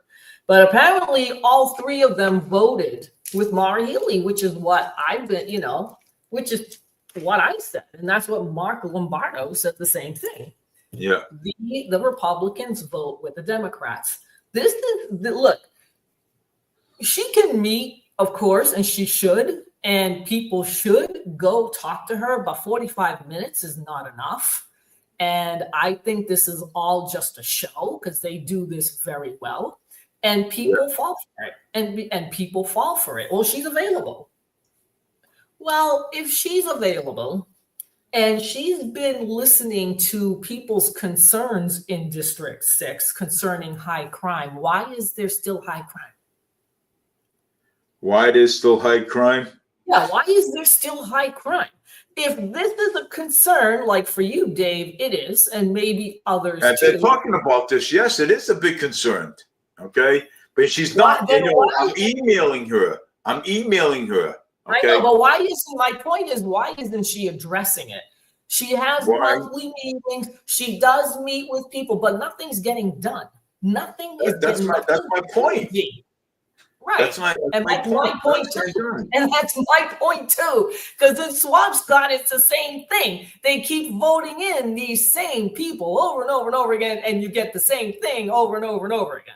It's insane. And it's getting sick and tired already, getting the same thing over and over again. You know, we have a problem here in Massachusetts. Yeah. We have a problem, Fall River. We have a problem here. Why ain't they answer? Why ain't they, taking care of the issues? But can you imagine now? Again, the question too is: do you agree? I'm not talking about you, Dave, and me, because we don't. But the others that do vote and keep voting in these Democrats, do you agree with all the 3 state reps in Fall River that have said yes to the budget, which will give now the illegals more money? Do the reps, do the people, if they voted for these reps, do they agree with this? Do they agree with it? Yes, they That's do. my question. They do. They do. All of them do. They agree. They're Democrats. They all agree. They're Democrats. They agree with it. Alan Silvey agrees with it. No. I'm not talking about the reps. I'm talking about the people that voted for them I believe some of the people agree. Well, that's what I'm saying. But the people that voted for these representatives, who are all Democrats, and who side with Maura Healey and giving money to the illegals now to permanently house them, because that's what she's going to do. That's the next step, is to put them in permanent housing that the taxpayer now has to pay for to a tune of over, it's either, I've seen 2 stats, $2,000 a month or $2,000 a week. Whatever it is, it's going to be $2,000 a week. I get that feeling. Right. So it's got to be something like that. Okay. Mm-hmm. And so are they okay with that while the state keeps, it's not doing, okay, the state is not doing well. Look, if you don't like the facts and you don't like statistics, the state is just going to get worse. If people can't grasp what is going on right now in that state, where it is falling apart. It is falling apart. It is falling. I agree. It is falling apart over here. You've got Michelle Wu, who told the Boston police not to arrest drug dealers. Now you've got them all over the streets. Now you got them on the streets. We got them all over the streets of Fall River here too. That's what this is what I'm saying. Why is it that people get defensive when it's true what is going on in that state? Why get defensive? Why can't they admit that there are serious issues going on in Massachusetts? Serious. This is not just over here in Fall River, Mayor Paul Coogan tells the cops not to arrest these people. That's what I'm talking about. The illegals? You talking about the illegals? The illegals. You know what I'm saying? Yeah. But he also tells the cops. Mayor Paul Coogan also tells the cops to stand down too. Right. That's what he does. Okay, and that's why people like me and the rest of I basically don't trust cops at all. Okay, don't get me wrong. I love the police. Okay, my uncle was a cop, nefarious. My wife's uncle. He was on the police force. Okay, and and back then the cops were good. Okay, but Mayor Paul Coogan tells the cops to stand down. Okay, we all know this. Spindle City has talking about it a lot of times. I'm talking about it a lot of times. Okay, Nobody wants to call the police around here. Even if they do, okay, guess what they do? Nothing. Okay, bye. Right. You know, It's terrible. that's all they do. Okay, hello, bye. The cops ain't gonna do nothing. You know what I'm saying? That's why we need a mayor, okay, that's gonna have a backbone to our city, a backbone. And say, hey, look, enough is enough, okay? The people in the city of Fall River and Massachusetts here, we deserve more, okay? We deserve more. We deserve more representation over here, okay? We need representation. They're not. Go ahead. Massachusetts is the worst state when it comes to job growth. They're the worst. You're right. I agree. They're the worst, which means that there are no jobs, which means that companies are not going to Massachusetts so that for their businesses, they can hire workers. They're not going to Massachusetts because of the taxes. It's an unfriendly environment for businesses. Why do people in Massachusetts want this? Why do people in Massachusetts keep voting in for these Democrats that I just read that all 3 reps in Fall River voted to give money to the illegals? Why do they keep voting them in? Why do they keep voting them in? Oh, hello, Dave. Hello, Annalisa. Yeah, John Pacheco said hello. I don't know who he is. Bye. But so that's really, at this point, that is the question. Because people that vote for these Democrats over and over and over and over and over, and you know who you are. I don't know who it is, but you know who you are. Why is it that you feel the need to keep voting in the same representatives that do absolutely nothing, that have ruined Fall River? You have a high crime rate. You don't have jobs there. I mean, the whole state is a mess. It's horrible. It is horrible. It is. It's, in Swampscott, another business just folded. In Swampscott, the Arts Center, which was a little place, is gone. Yeah. It's gone. They are getting rid of everything that people enjoyed at one point in the town. The board is slowly and methodically getting rid of the businesses, the arts center, and they're obsessed with housing. Yep.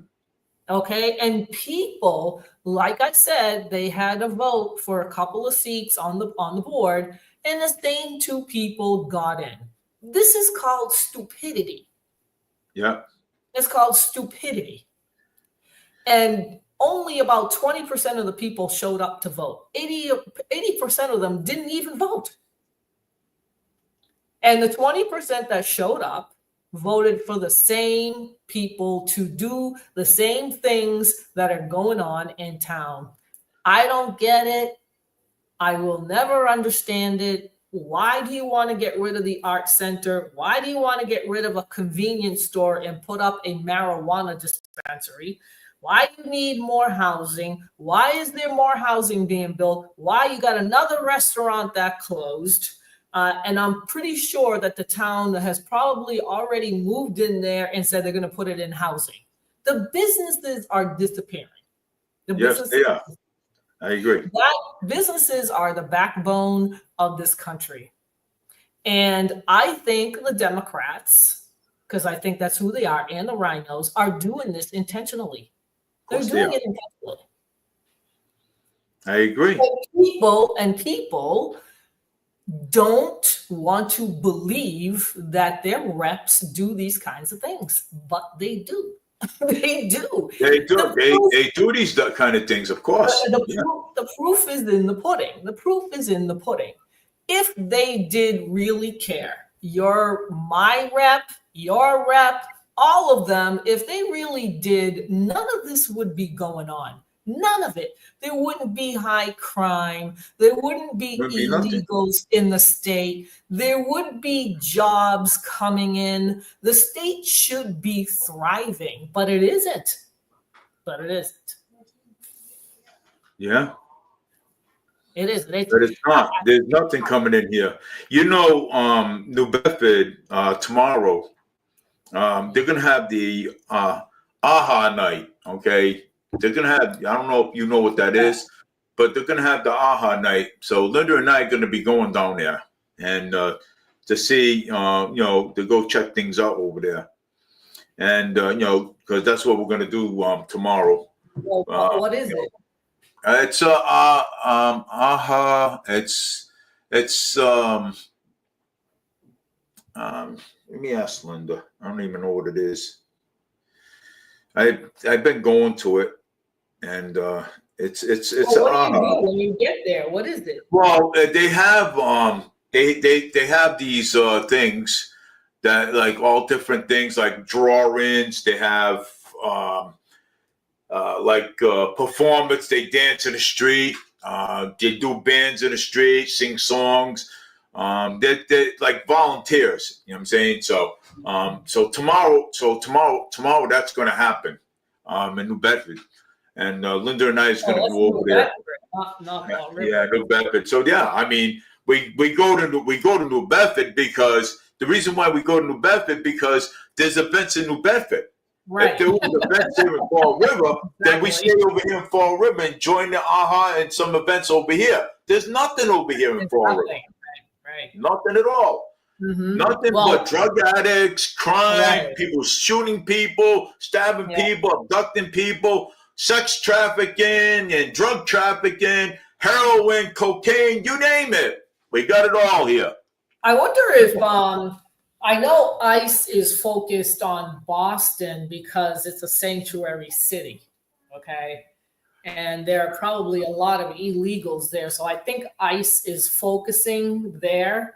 But I wonder if, they should be looking at other cities as well in Massachusetts. Yeah, Boston is number one, but there are other sanctuary cities in that state. And I'm sure they know all this. I think they know all this. I think they know where they're going to strike next. Like it happened in Nashville. And the only people that are complaining about it is the mayor of Nashville and these activists, but everybody else seems to be fine with it. Well, Mayor Paul Coogan is not complaining about it. You know what I'm saying? And the chief of police, Kelly Furtado, she said like that. She's all for ICE. She's all for them. You know what I'm saying? She is. She's all for them. So let's clean this place up.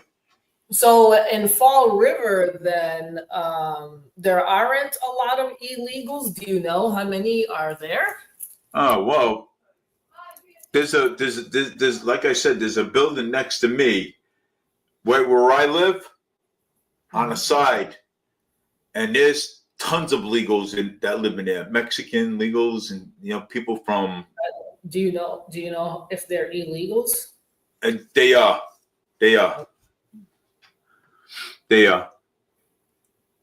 None of them speak English at all. And there's a lot on the bus too.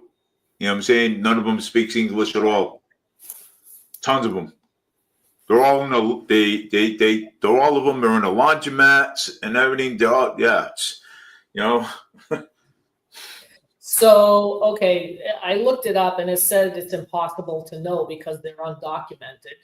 But however, the data indicates that about 26% of Fall River residents, approximately 24,000, were born outside the United States. But it doesn't tell you who's here legally or not. Massachusetts. It's up to ICE to to find out. They know. Yeah, and I don't know because, like I said, they're undocumented. So 90% of the residents of Fall River are citizens, so that's legal. So 10% are questionable. 10%. I don't even know. But I Well, know that. it says 90% are legal. So, well, what are the other 10% then? So there are some there then. Well, I mean, they are here, taking, they're on our transit and everything. I mean, we can tell. You know what I'm saying? Well, When they we use it. Well, yeah, and you're paying for it. The taxpayer's paying for it because they don't yeah. have the money. My money, John Pacheco says there's 2,400 of them. 2,400. Okay. Yeah. And I know this guy not to lie about it. So the 2,400, you're paying for everything for them. You're paying their housing, their food, their stipends, their transportation. And I don't know how much that is, but I believe if it's it could be $2,000 per family at this point. So if it's 2,400, you're talking about $50,000 or more going to them to take care of them, to feed them, house them, clothe them, and everything. Yep, everything. These people, man. I mean, Maura Healey, she talks a lot of crap about Donald Trump, but look what the hell is she doing? You know what I'm saying? That's right. She's not. She's housing illegals. She's housing illegal aliens. We're trying to get rid of them. Right. Yeah. We're trying to clean it up. We're trying to lower the taxes across the board. Get rid of these people. Yeah. I mean, come on, man. We need to get well, rid of these people. The end game here with the Democrats, like Maura Healey and the rest of them, is for them, the illegals, at some point to become citizens. Yeah. So that they can vote, and they're going to vote Democrat. That's the point of it all. That's the point of them being here. So we need to actually get rid of them. I mean, because they're really eating up our resources over here. Yeah. Okay. Yeah, absolutely. They're taking away from the American people and giving it to these clowns. You know what I'm saying? I mean, what a horrible message to send to these people across the country. I mean, across the world and all these other countries, saying that you can go into Massachusetts, they'll take care of you, no problem. You can go in there illegally, cross the border. Now it's hard to do, but some people are still trying. And if you do get in, go to Massachusetts because they know where to go. They know which states to go to. And Massachusetts and Boston is a sanctuary city. They're going to tell them where to go. This is what they used to do when Biden was in office. They had an app that they could download on the phone. The phone was given to them by the taxpayer. And they could download the app and they told them where to go. Yeah. And they knew where to go. Because let's come to Massachusetts. Whoa. Right. Come on, let's come to Massachusetts. Let's take away from the American people and let's give it all to the illegal aliens because why? Because they deserve it. They deserve it. No, they don't deserve it because they are not registered voters here and they're not American people. They don't belong here. They need to leave and get the hell out of here. Yeah, I agree.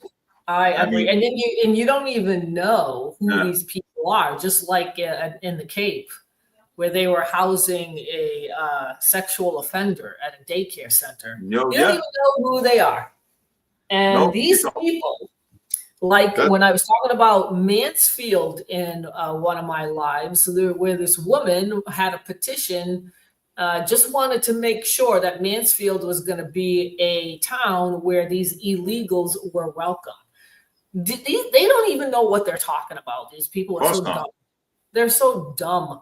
They have no idea who they are, who they're dealing with. Complete strangers. Would they let a complete stranger go into their house? Would you let anybody in your house if you had no idea who they were? No, I wouldn't. No, I wouldn't.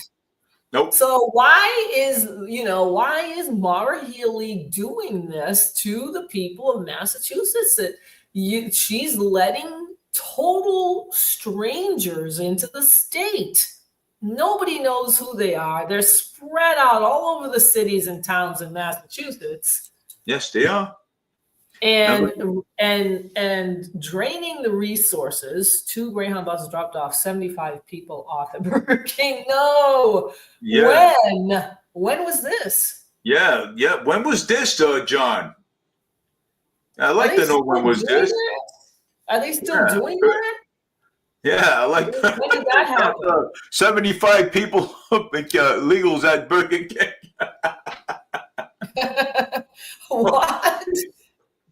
Yeah, well, he knows best. So see, well, he said 2 Greyhound buses. Right, but when was this? This was John. recently? When was this? I mean, let me ask him.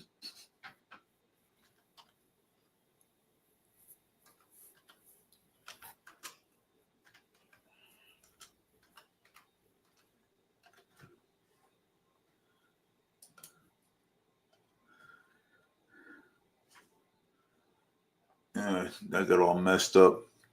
Bloody AI. Yeah. Oh my God, AI. Oh, you wouldn't believe what AI does. You know something? AI can do anything. AI can do anything. I tried AI. You know what AI did? AI does, and I didn't even know it. AI could make fake court documents. Believe it or not.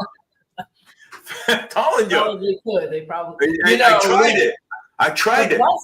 The buses that if they have gone to Fall River recently, I think because there's so few crossing the border right now, that they must be coming from other states. And the mayor has said, or Maura Healey has said, send them over to Fall River. Yeah, send them over to Fall River. Yeah.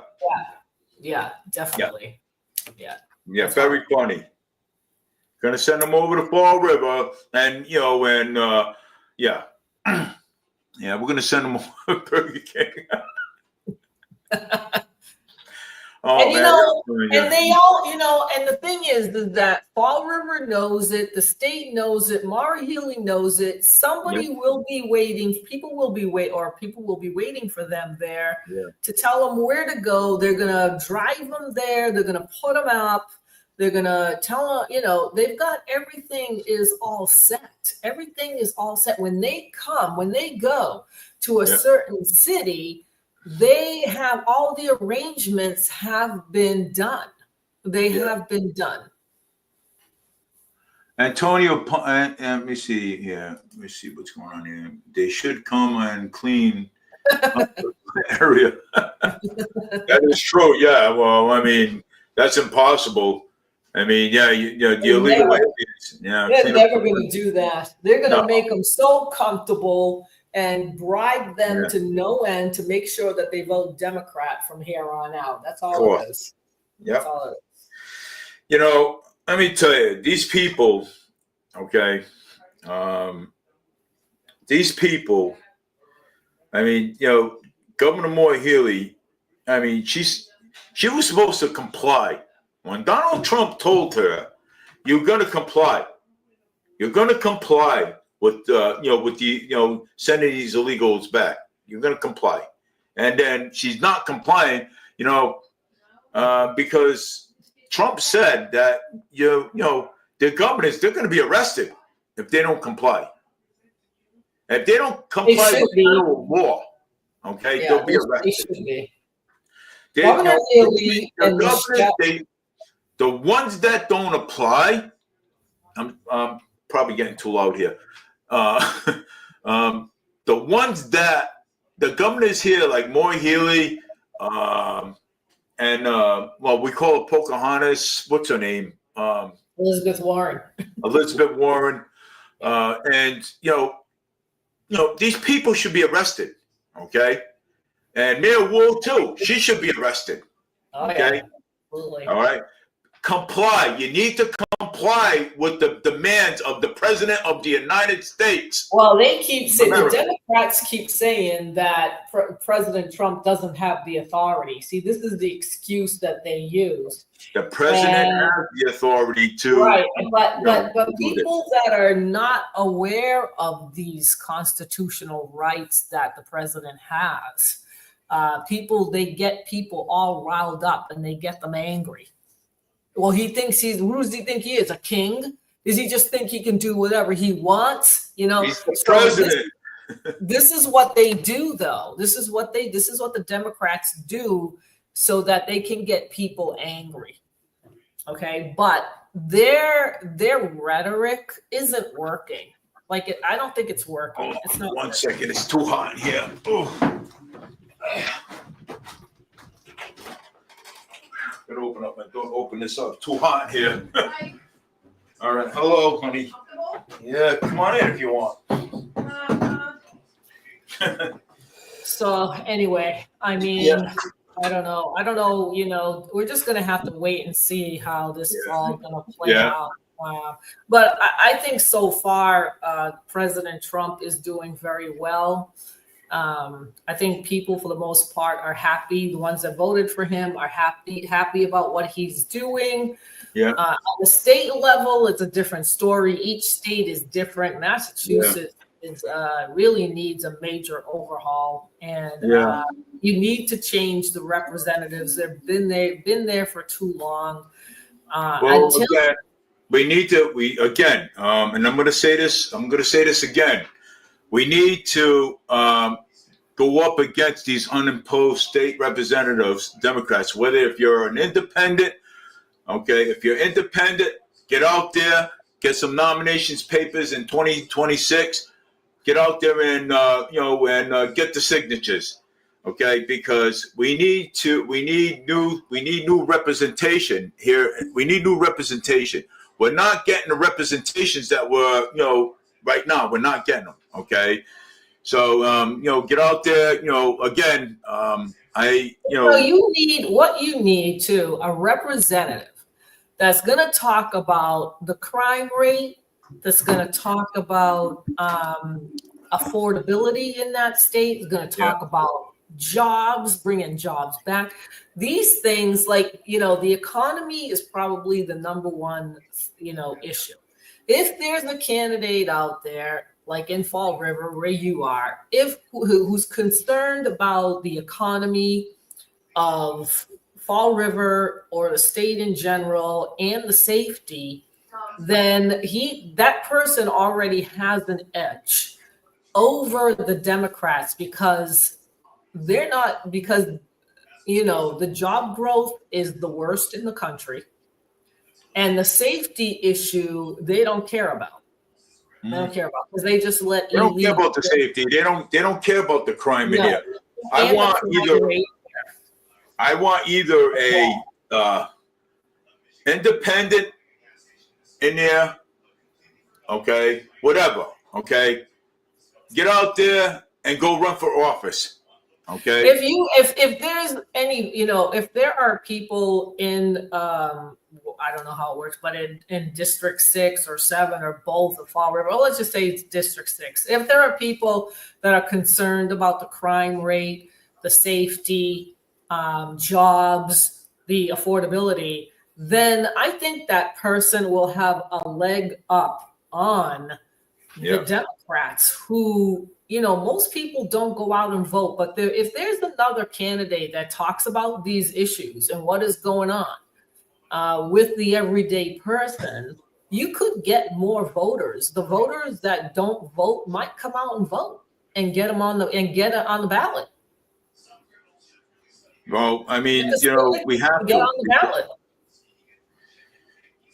Because this is ridiculous. Okay, we don't have any good representation, and we do need we do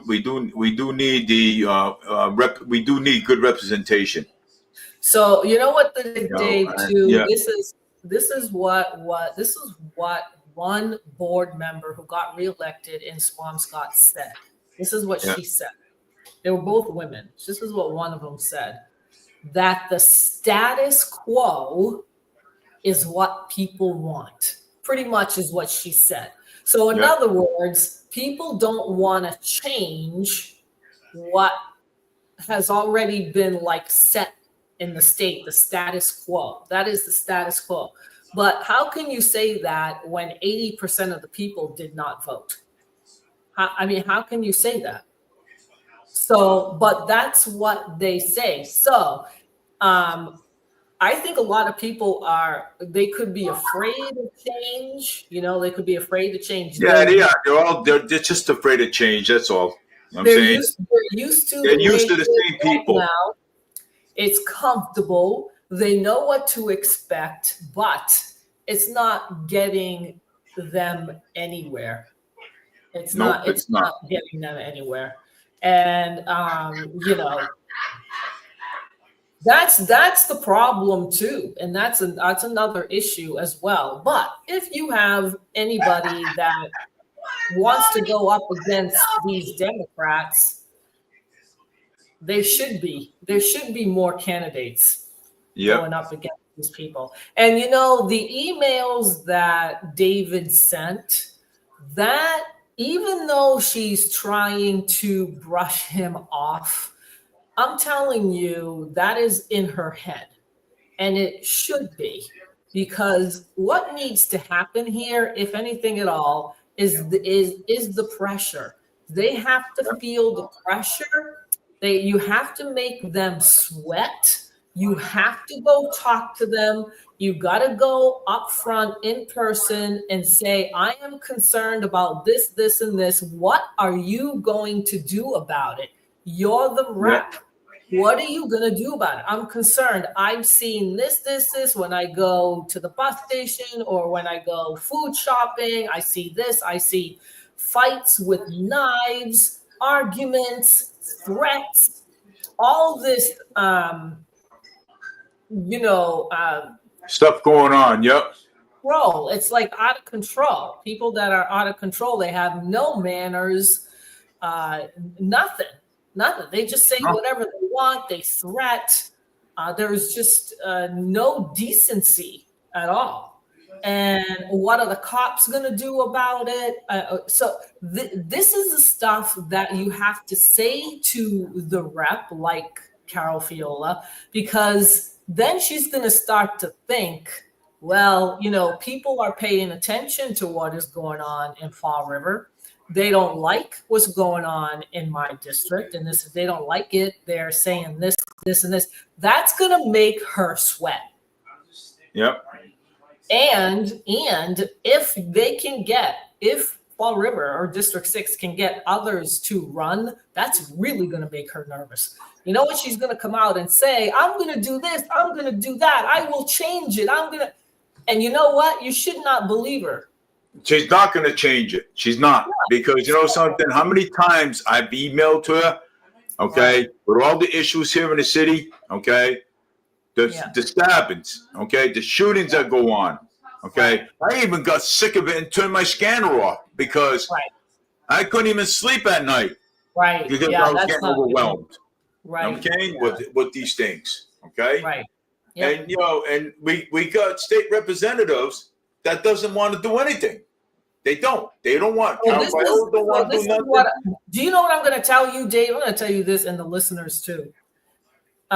What's her name? Sheryl Crow. You know who she is? She's a musician. I don't know. Sheryl Crow? Huh? Sheryl Crow. I mean, the name been swinging around out there a lot, but go ahead. Okay, so Sheryl Crow is a musician, and she moved to Tennessee from California, like a lot of them do, because it's just cheaper living in Tennessee. Okay, because California is very expensive, and it's not as safe as it used to be. So they've come to Tennessee. She's one of them. Do you know what she said she does? Although I don't know if this is really true, if she does do this. But this is what she said in an article. She says she calls up her representative every morning. Yeah. Every morning, she calls her up. You have a second for online for them, and Maybe Cal Viola needs to have a phone call instead of an email. So what my point is this. Here is somebody she's a liberal. I don't agree with that. And Tennessee is not liberal. So No, Tennessee is all conservatives over there. Right. They voted, Trump won here. So, but anyway, President Trump won in Tennessee, but Sheryl Crow, who is a liberal, who had a Tesla vehicle, sold it actually a few years back. Okay. Yeah. And she says, I don't know if it's true or not. She says she calls her rep every day. Every day? Every day. Well, Every day she calls her rep up, whoever that is. That's what she says she does. Now, if she does that, I don't know. But my point is this, is that when someone is relentless, yeah, and they put the pressure on the representative, especially if there's not just one person, but multiple people come out and say, I'm worried about the crime rate. It's gone up. I don't feel safe. Or if there are more people that come out and say these kinds of things, she is going to be sweating. She's going to be sweating because she knows that the city has high crime rate. She knows that. Yeah. They know they're not doing anything so far. Yeah. I haven't done anything. Yeah. That's how you put pressure on. You keep talking about it. You keep like this platform. Live stream. This live stream, if we keep talking about it, guess what? We're putting pressure on them. So that way they're gonna say, wow, we need to do something about this because now these issues might be a little, they might be concerning. So we gotta act on them now. You know what I'm saying? So they hear, people will hear this, and it will spread. It will spread, and hopefully people will get in touch with their rep or do it whichever way they feel comfortable doing, whatever that is. I don't know. If they want to make phone calls, if they want to email like I did, but all those emails that I got, I'm posting them up there. Okay, I'm going to post them up there. And you know why I'm going to post them up there? Is because it's proof that I did email. I did email her. Yeah, and her responses. Yeah, and the responses. And what she said to those emails. You put them up so that people can see. And because you never know, somebody might say, that's a good idea. I haven't done that. Let me try that. I am concerned about this. I'll write an email. You don't know. You don't know. And people will become aware. And they have to, somehow people have to get more involved in what is happening in that state because they're way too passive. Yeah. They're too quiet. I don't understand what they're so afraid of if they speak up. I don't get it. I'm going to tell you about Fall River. Okay, this is what my father told me. Okay, he said, Dave, if you run for a public office here, okay, in Massachusetts here, okay, because my father was always involved when my dad was alive, he was always involved with politics. So he said to me, he said, look, he says, come on out with me. We're going to hold signs. Okay. And I'm going to teach you the politic life. Okay. And so, that was a mistake.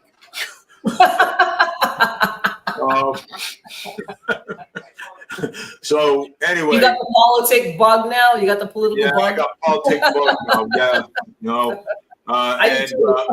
So my father, I was holding signs for Leo Pelletier one time, and I asked my father, I asked him a question. I said, "Hey, Dad," I says, "Who's Leo Pelletier?" I didn't know, because I'm 10 years old. So he says, "Well, that's the big fat dude coming out there. That's his donut truck over there." So I went up to him and I says, I hear you're running for city council. You're Leo Pelletier, right? He goes, who are you? I says, well, I'm David Jr. That's my father. You know my dad, right? So one day, Leo Pelletier, he goes, he said, Dave, if you help me out, I'll help you out, right? So my father says, all right. So my father says, all right. My father one day, says, hey, Leo, now that you're elected in the city council, he says, my family, we need your help. He says, I can't do that right now. He says, but I held signs for you. He says, my son held signs for you and everything. He says, what do you mean you're not going to help us? He says, after I helped you? He says, he said, that's how that's going to be? He said, when next election comes, you're going to be voted out. And that's exactly what happened. Oh, yeah. My father was like, my father was like furious, man. I'm telling you. He was so surprised that he did say that. And so then later on, a couple months later, he gives my father a call. He says, Dave, he says, come on down. He says, I went out and I bought a whole bunch of food for your family and everything else and stuff. He says, I wasn't thinking at the time. He says, but here. He says, well, and then he says, here's a check. Okay. Here's a check for $1,000 he gave my father. He said, this is for your kids for Christmas and stuff, food and everything else for you guys to eat. He says, yes. He said, yes, I did say that. Okay. And he gave my father, So he says, have a nice Christmas. He says, I want you people to have a nice Christmas. He said, you guys are good people. Okay. The Meade family, he said, you are good people. He says, I love your son. Okay. I'm glad you got him into politics. I said, yeah, sure. Well, that.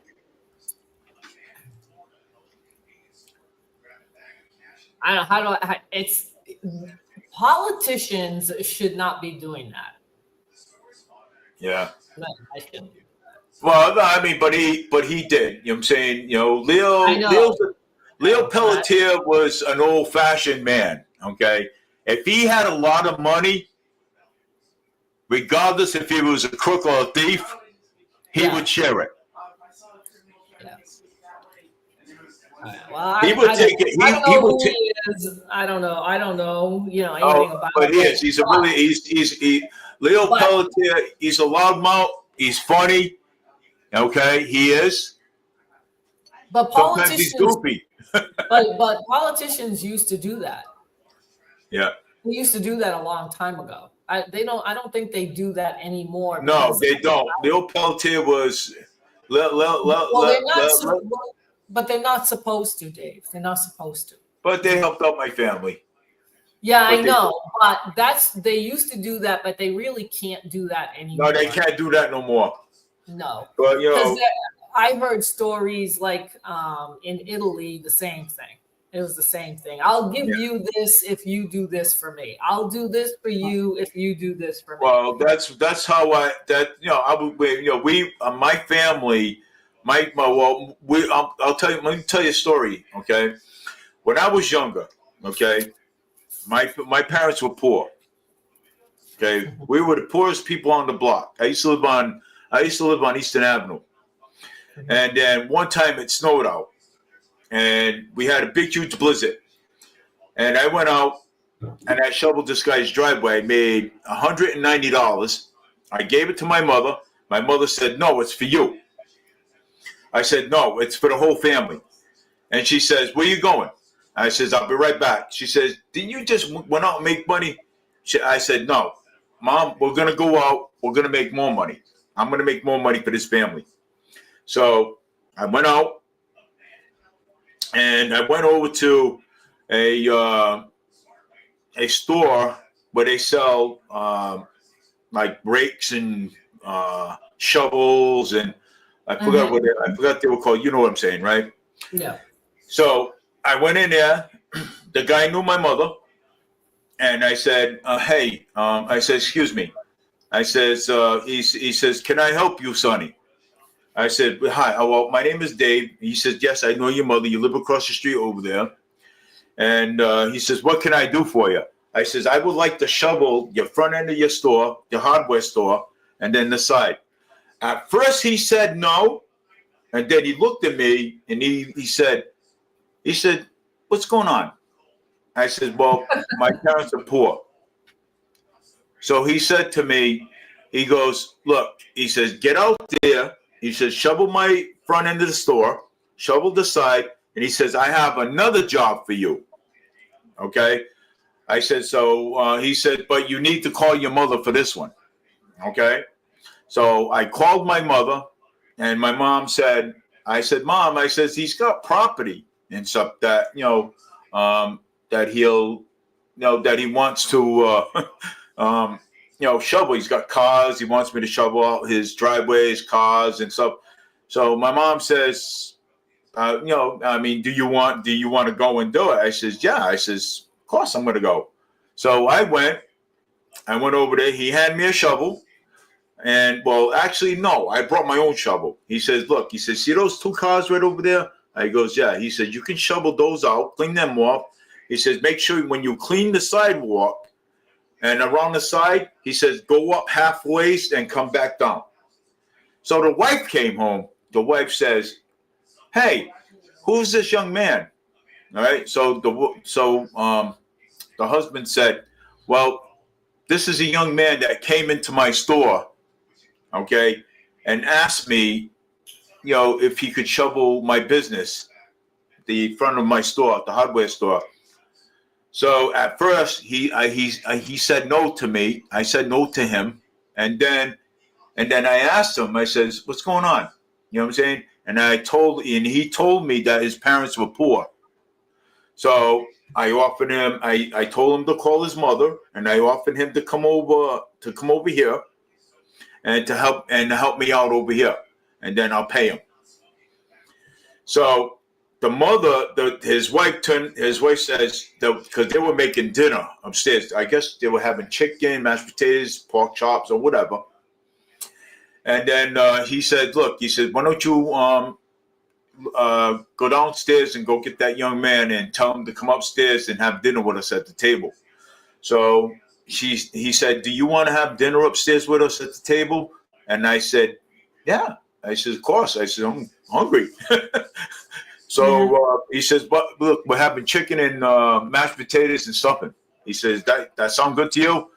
I says, yeah, absolutely. So I went upstairs, sat at the table. I goes, wow. I says, you guys got a lot of food on the table over here. And he goes, yeah. He says, just grab what you want. He says, grab as many pieces of chicken you want. He says, we got plenty. He said, he says, nobody goes hungry in my house. And the wife said the same thing. Mm-hmm. So after I was done eating, filling my face, okay, right, and drinking all their soda, well, whatever. He goes, I'll be right back. I goes, where you going? He goes, I'm going to go get you something. And he says, I promise you. Okay. Come out with an envelope, a white envelope. He goes, here, this is for you. I looked at it, opened it up. I said, this is for me? $350? $350. This is for me? He goes, that's for you, son. He said, you earned it. He says, between the store and my house, he said, you earned it. He said, you worked hard. And then he said, and then the wife says, do you want me to give him a ride home, or are you going to give him a ride home? Then the husband says, no, I brought him here. I'm going to give him a ride home. So he gave me a ride back to the house. And I went upstairs and I told my mom, I said, Mom, here's $350. You know what she said to me? She said, that is yours. You earned it. I said, no, it's for the whole family. The whole family's going to have Christmas. We're going to have food. We're going to pay some bills, and before the other money kicks in. You know what I'm saying? Right. So when the other money kicked in, we didn't need it. And you know something? And my mom cried so hard. Okay. She hugged me. She says, Dave, I love you. Okay. You did a lot for me. She said, you did a lot for this family. She says, you're the only son that went out there and worked and did, right, and did what you needed to do to help us. Right. So I end up with T-shirts, go to school with. Okay. I end up with stuff. Yeah. Okay. That it was unbelievable. Okay. So, I mean, I got that's the way to do it, though. Okay. That's how I think it should be done. You go out and you're a kid and you can do these things. You saw an opportunity. I can go make money. I can shovel, and I think that that's great. That's how it should be. But we were poor. I had no choice. What are we gonna do? You know Well, what I'm saying? I mean, whatever it is, you did it. Whatever it is, you saw the opportunity, you did it, and you made your mother really happy. And that's what it should be. And you had a really nice man who helped you, who had a business and obviously had some money, and he wanted to help you out. You worked for it. I got it. A win-win. It's a win-win. How can you lose? Like that's, see, I don't think you hear a lot of stories like that anymore. You don't really hear. Well, that's it. Well, right there, that's a story of my life. You know what I'm saying? So that's what it used to be like. It used to be that way. I remember seeing kids going out to shovel just to make money. I don't see it anymore. No, I don't either. I don't see kids knocking on people's doors and asking if they need their driveway shoveled or a side. I don't see any of the kids do that anymore. No, they don't. I don't see it. The young kids today, they want to go out, they want to rob, they want to steal, they want to shoplift, they want to hit old people over the head. They want to make money the easy way. Okay, they don't want to make money. They want to make money. They don't want to make money the easy way. They want to do it the hard way. They want to go out there and beat people up, beat old ladies up. There's, I don't know, maybe they don't have a father in the house where, a man to show them what they're supposed to do when, they grow up and they see a guy. Let me tell you, Annalisa, let me tell you something.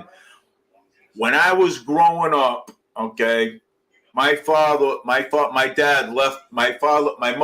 my dad, okay? And my mother was divorced from my father for 15 years, okay? And there's no excuse in that area. There's no excuse. When women, even today, when women divorce, for the most part, they end up being poor. But still, I mean, even today, Dave, even today, when a woman divorces, and if the guy doesn't have money and they divorce, the woman usually ends up on the losing end. They're not financially stable, okay? Because maybe they didn't work, they stayed home. Yeah. They stayed home with the kids. They did all that. Then they find themselves, divorced, and they end up being poor. Well,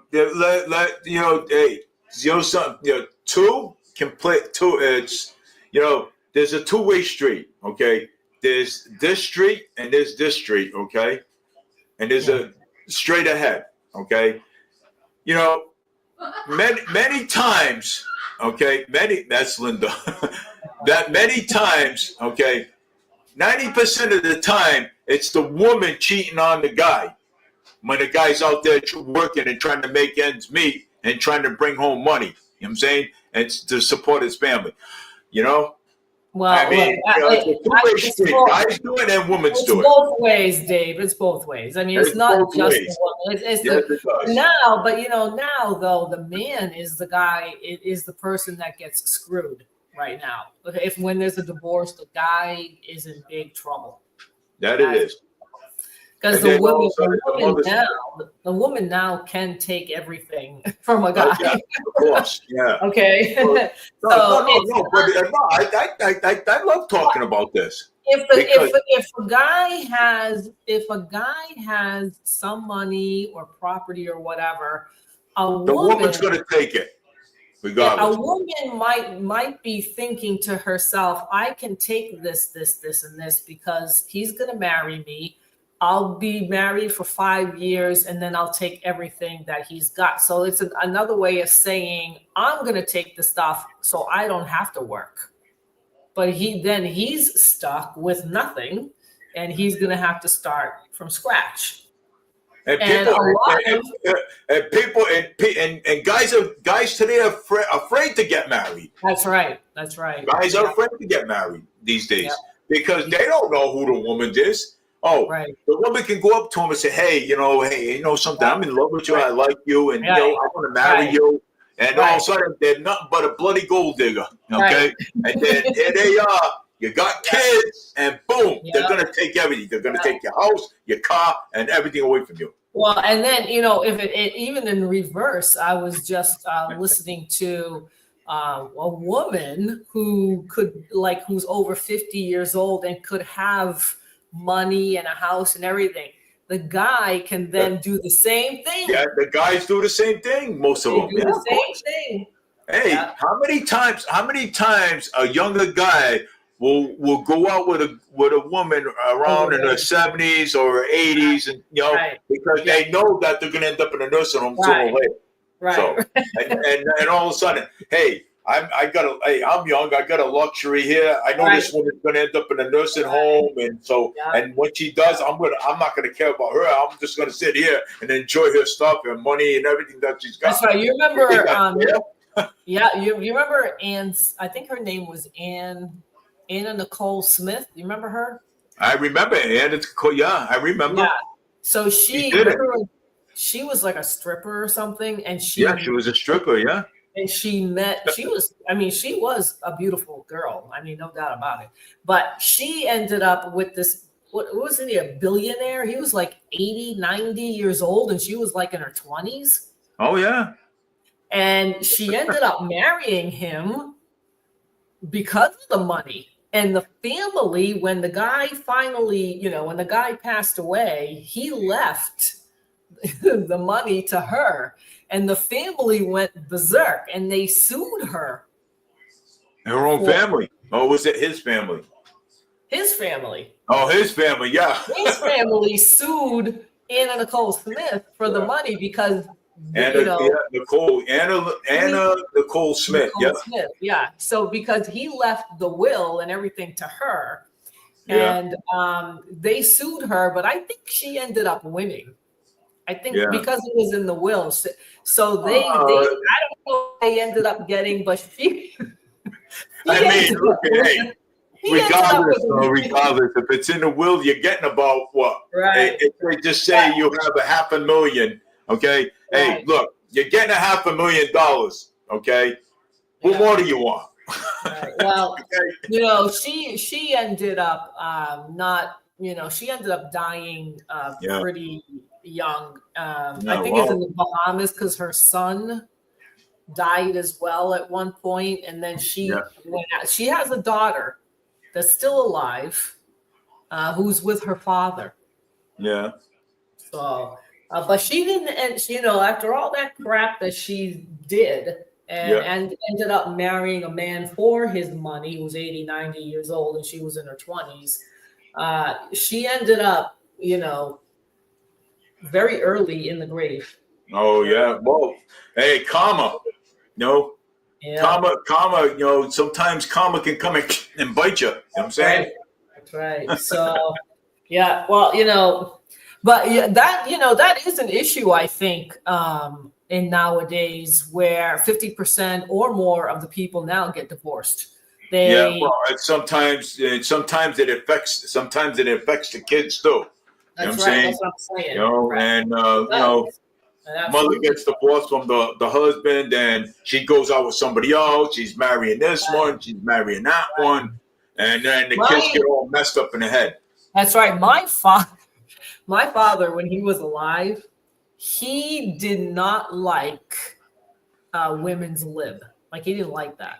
He's like, ever since like that happened where women wanted to go to work and they, didn't want to stay home with the kids. He said he blamed everything on the woman. It's all their fault that society is the way it is because of them. Oh, yeah, well, come on, man. It's a two-way street.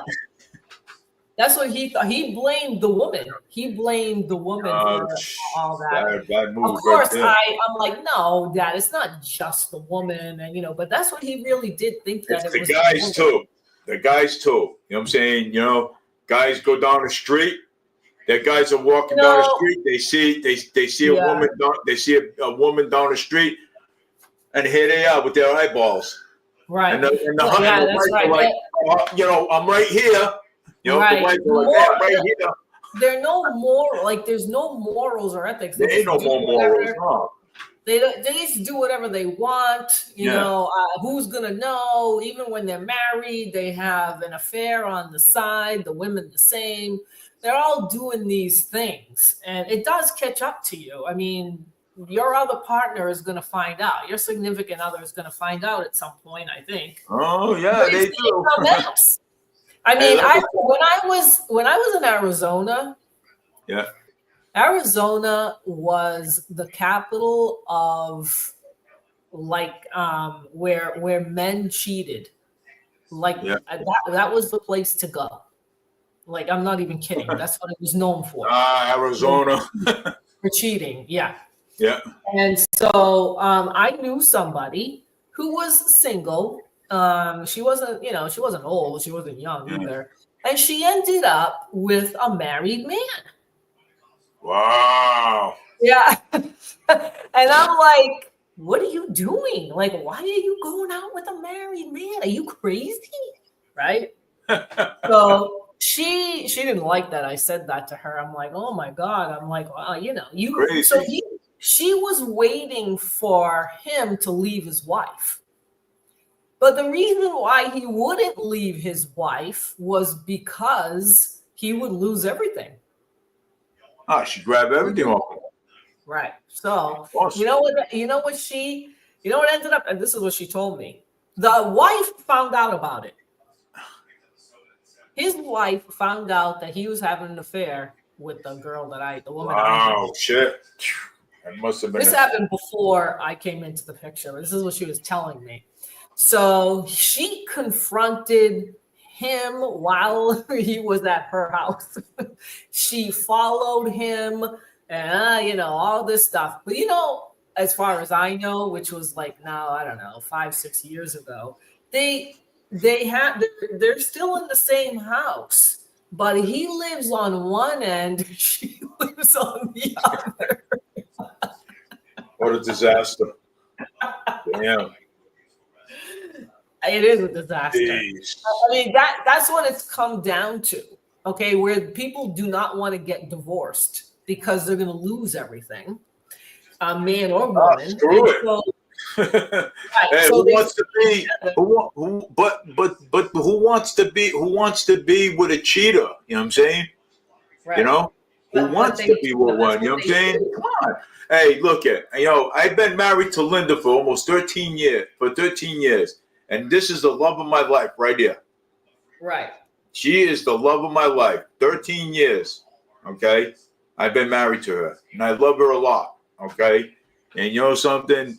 She's the love of my life right there. And I tell everybody that. Yeah, but there are a lot of men that are not like that. Well, there's a lot of men out there ain't like that.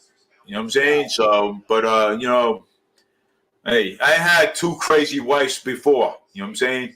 Oh, okay, God. 2 crazy wives. Once before. I won't mention any names. Right. So I had 2 nutties. So I mean, I think that's another problem in society. Also, is that there's the divorce rate is high. Kids growing up in single parent homes. These are all not good things, and it has to go. There has to be at some point. There has to shift where right now. Women are getting married older and having babies in their 30s and 40s. It used to be in their 20s. Yeah. But women are holding off on that because they're working. They're thinking about their career. And then at some point, I guess they think like, what am I doing? I don't know. I want to have a family or whatever. And then they start late at 30s and 40s having. Yeah. That's the trend right now. That's the trend. And I Well, even back then, I was standing. I used to live down on North Main Street many years ago, and I was standing at a bus stop, and waiting for the bus. So, and there was this woman standing there. So, and she was upset. She was crying, and so I asked her. I said, "What's the matter?" She goes, "Well," she says, "my boyfriend left me because my boyfriend left me for another girl, and here I am pregnant." And I said, "Excuse me." I says, "How old are you?" She says, "I'm 16 years old." oh my I said, God. "Really? 16 and here you are pregnant?" I says, "Where's your parents?" Yeah, She says, "Well, my parents didn't care." right. And then one time, That's a problem. That's a it is problem. and one Here's time I went to a doctor's office, and I saw the same girl sitting there. I says, "I know you." I says, "I saw you at the bus stop." She says, "Yeah." She says, "Well, I had to come to the doctors by myself. My parents would never come with me. My parents want me to get rid of the kid. They want me to go for an abortion." I says, "Go for an abortion?" I says, "Really?" I says, "So they don't want to help you, but they want you to go for an abortion, okay? To suck the baby out of you." See, this is what I'm This is talking. the problem we're having. Well, this is the deterioration. This is how society deteriorates when Yeah. you have kids having kids. Number one, getting abortions. Parents don't care. There's no structure in the kid's life. There's that's. And I think that's like got a lot to do with being spiritual too, right? Because the more we put God out of the equation, especially in the family unit, the worse it is. The worse it's going to get. So that's another problem in society. And I think, you got the crime rates, you've got birth rates for like 16-year-olds that are ridiculous. They can't afford anything. They're relying on the government. You got to give me this, this, and this because I have 1 kid, 2 kid. My boyfriend left me. Then they get somebody else pregnant, and the whole cycle is a welfare. It's a welfare state. They depend on the government, and that's us. That's the taxpayer that has to pay for this ridiculous lifestyle that should stop. Like take away that incentive that if you have a child, the government's going to pay for it. If you have 2, they're going to give you more. If you have 3, they're going to even give you more. This is ridiculous. This is what it's come to, though, because I don't remember growing up the government being like, well, if you have 3 kids, we're going to give you even more money. Like, I don't remember. Oh, man, jeez. I mean, like, do you remember that? Like, was the government, when you were growing up, were they like that? I don't think so. I think no, the government was never like that. If my mom got pregnant for 1 kid, right? Yeah. The welfare department would, say, "Hey, okay, well, here's this one." You know what I'm saying? I'm gonna give you money, for this one, so that way you can buy diapers, start off by diapers and all this other stuff. But when my mother had my brothers and my sisters, Mm-hmm. the welfare department decided to, help out all 3. And then when my brother Jason, when he was the last born, so the welfare department did not really help my mother out with the last one, because my dad, had to help out with it. So, I mean, back then they were pretty good about it. You know what I'm saying? Until this shit happened.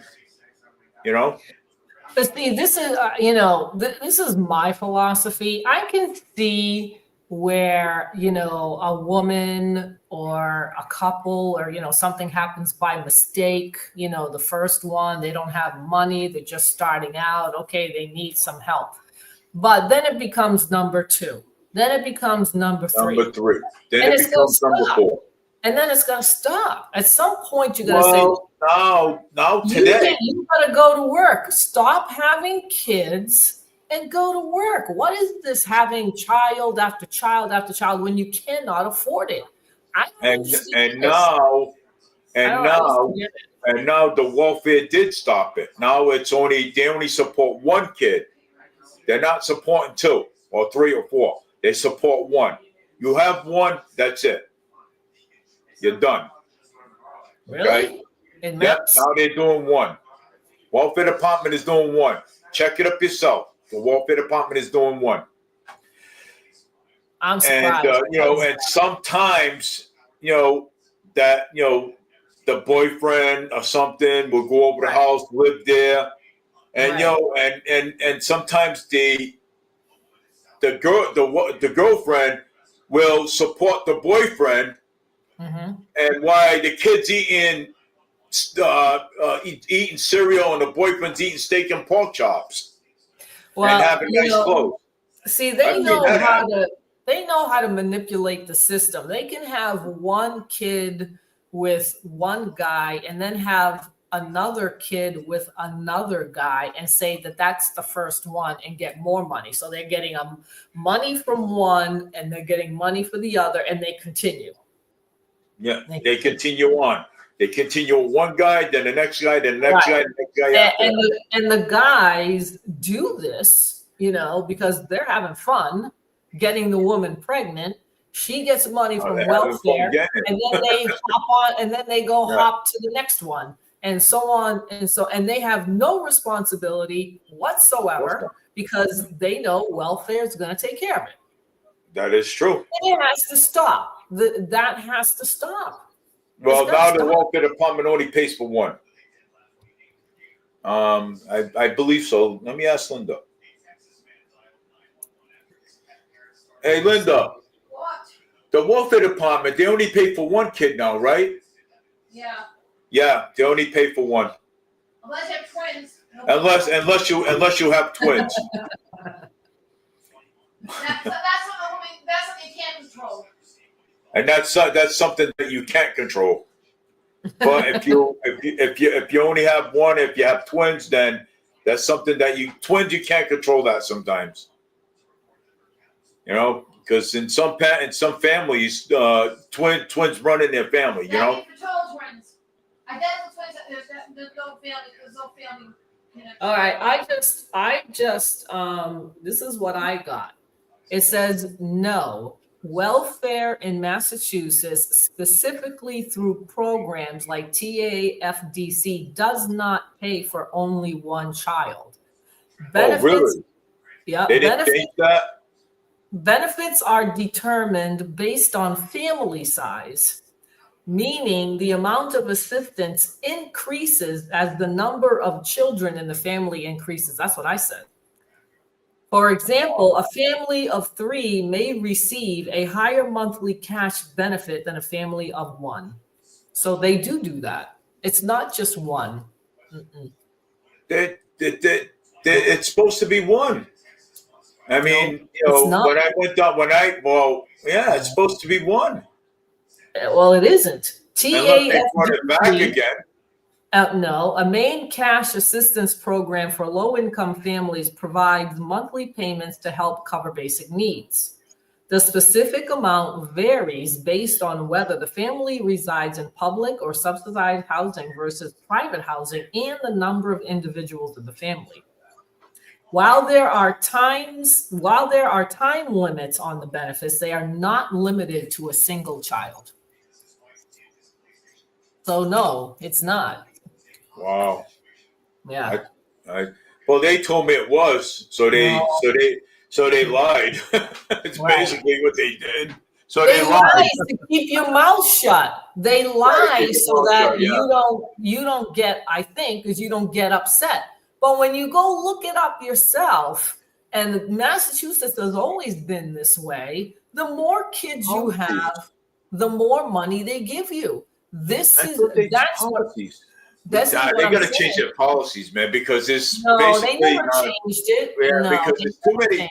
There's too many young girls out there having kids. 14, right. 15 years old, 16 years That's old. They're right. having kids. Right. Babies are having children. Right. Why? Because the government pays for it. Welfare pays for it. Well, they can't. If these 15, 16-year-olds can go out there and jump into bed with somebody and have fun, they can go to the boyfriend, the father of the kid can go to work. The low income, if they're low income, they're going to get the assistance. The more children they have, the more assistance they're going to get. The more and the more we're paying for it. That's we right. are the taxpayers. We're paying for this crap. That's right. That's another thing that we're paying for. Yeah. In Massachusetts, not only are you paying for the illegals that are in that position, but you're also paying for the low income as well. And that's why the taxes we're paying for babies having babies. Right. That's so it's not just them, but it's it's just the program in general, because it's never changed, David, because if it did change, those people would be screaming bloody murder. Well, you know something? We need to cut that program. So that program needs to be cut. Well, that's what I'm saying. And, and again, this is what the Democrats do, because they say that they're helping out these poor people that need it. No, you are giving them a handout. You are rewarding them for having more children. And what they're doing is, and they're also inviting their boyfriends come to the house, and they're supporting their boyfriends with the money, because I've seen it done. Sure. And their boyfriends dress and they got better clothes than the kids have. Come on, doesn't that make sense? Does that make sense?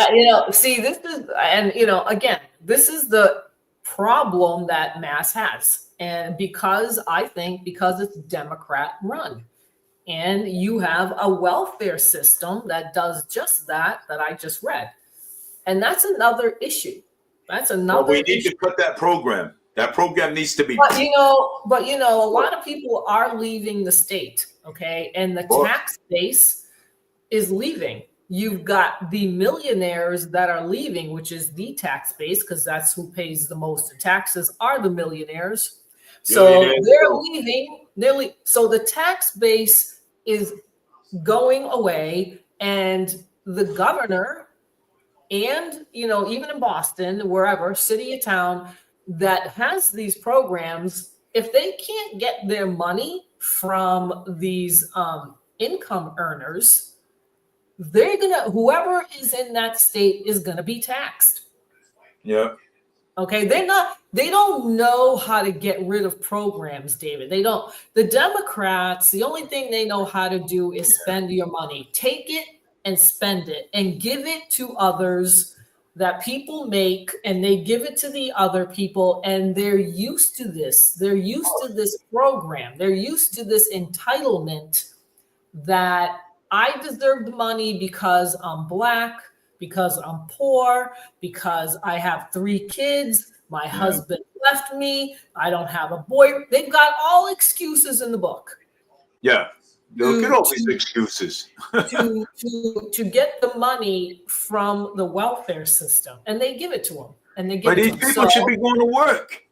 Right. And so what happens is they keep voting in the same people, the Democrats, over and over and over again. Why? Because they give them these benefits. They give them this money. Okay. In other words, what they're doing is they coddle them. That's what they do.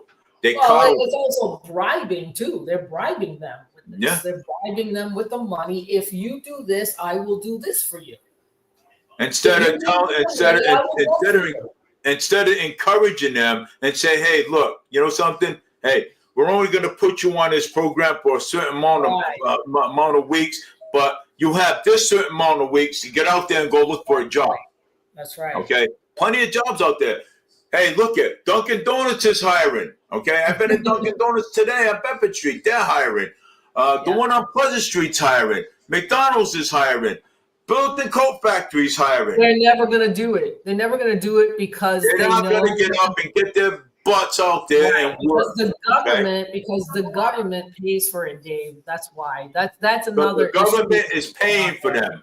The government's paying for them. Why they're sneaking in their boyfriends? Okay, Right. They're sneaking in their boyfriends and buying their boyfriends brand new Nike sneakers, Nike pants, shirts, and dollaring them all up instead of buying clothes for their kids all the time.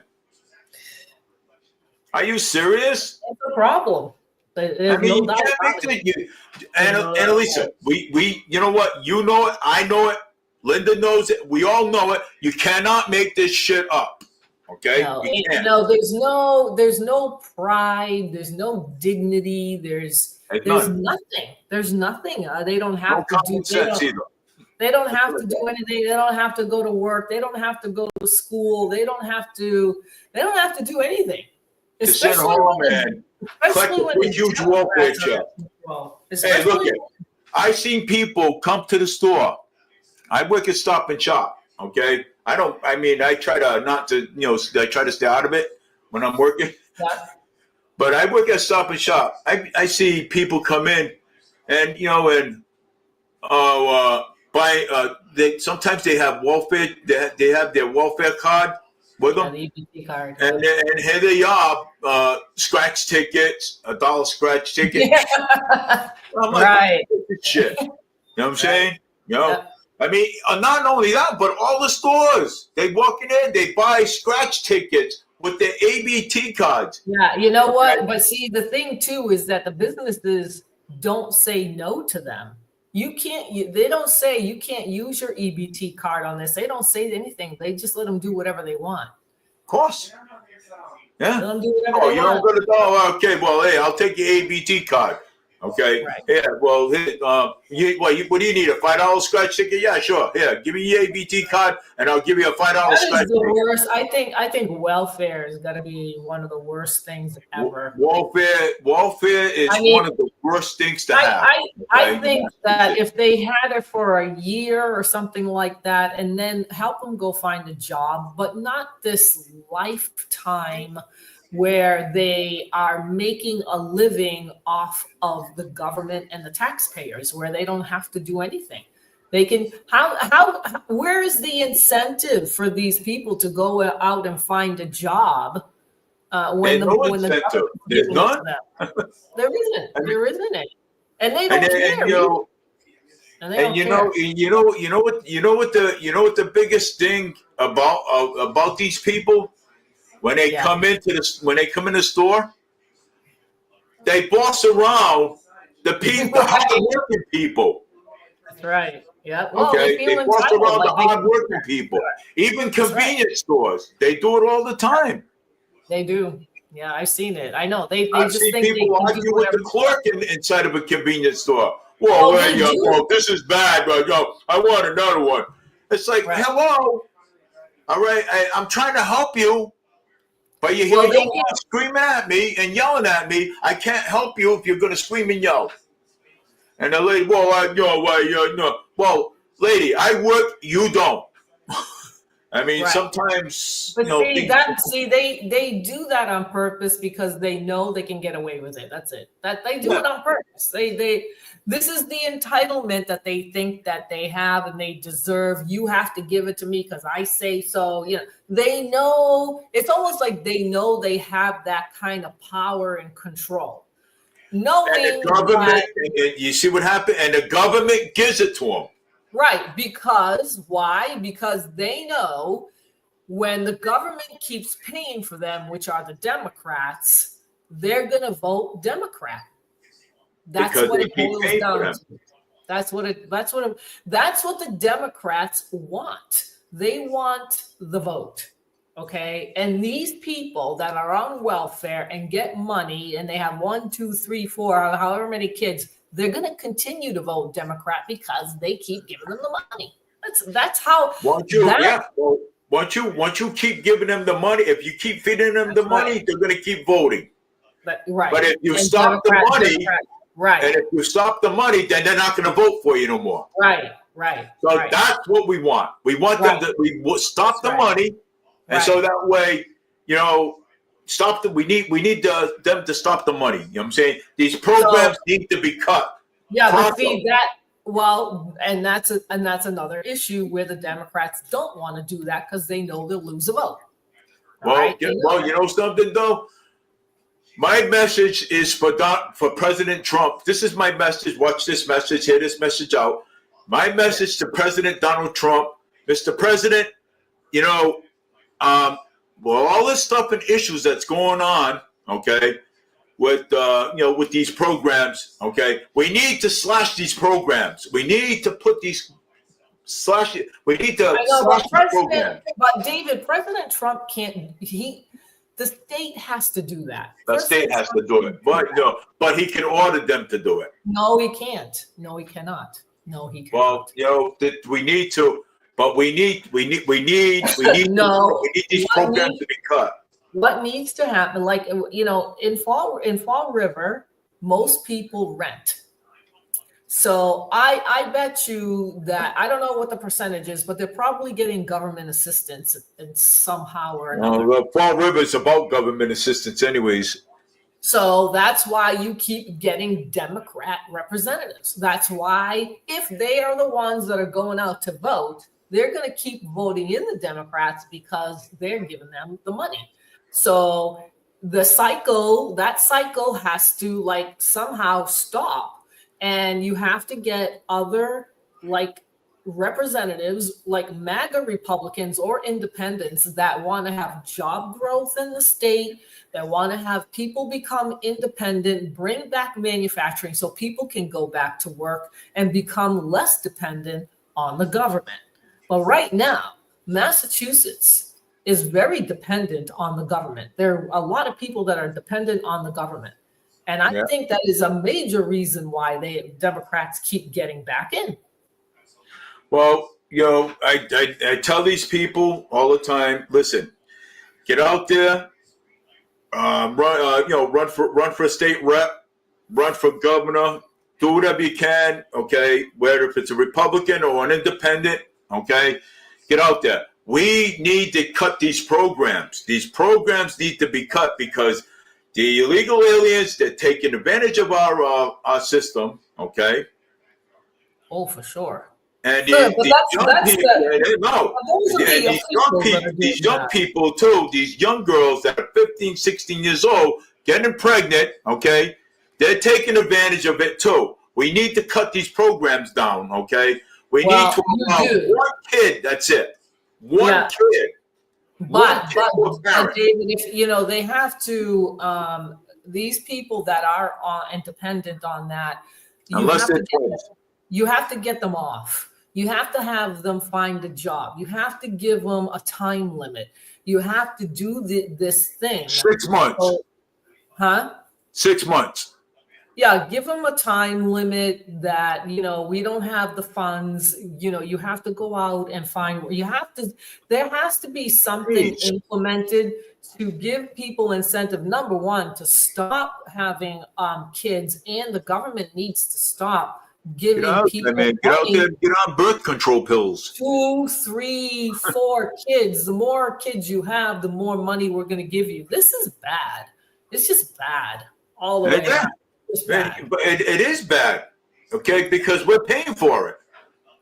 We're paying for it, but they become dependent on this. 6 months. And they'll keep having more kids because they're going to keep getting more money. When does it end? When does the government say enough? Where does the buck stop? Right. When does it stop? When does it stop? It has to. So The buck has to stop somewhere. That's another issue too. So, I was watching a program. It was on YouTube. It was another documentary, and they were talking about the homeless people.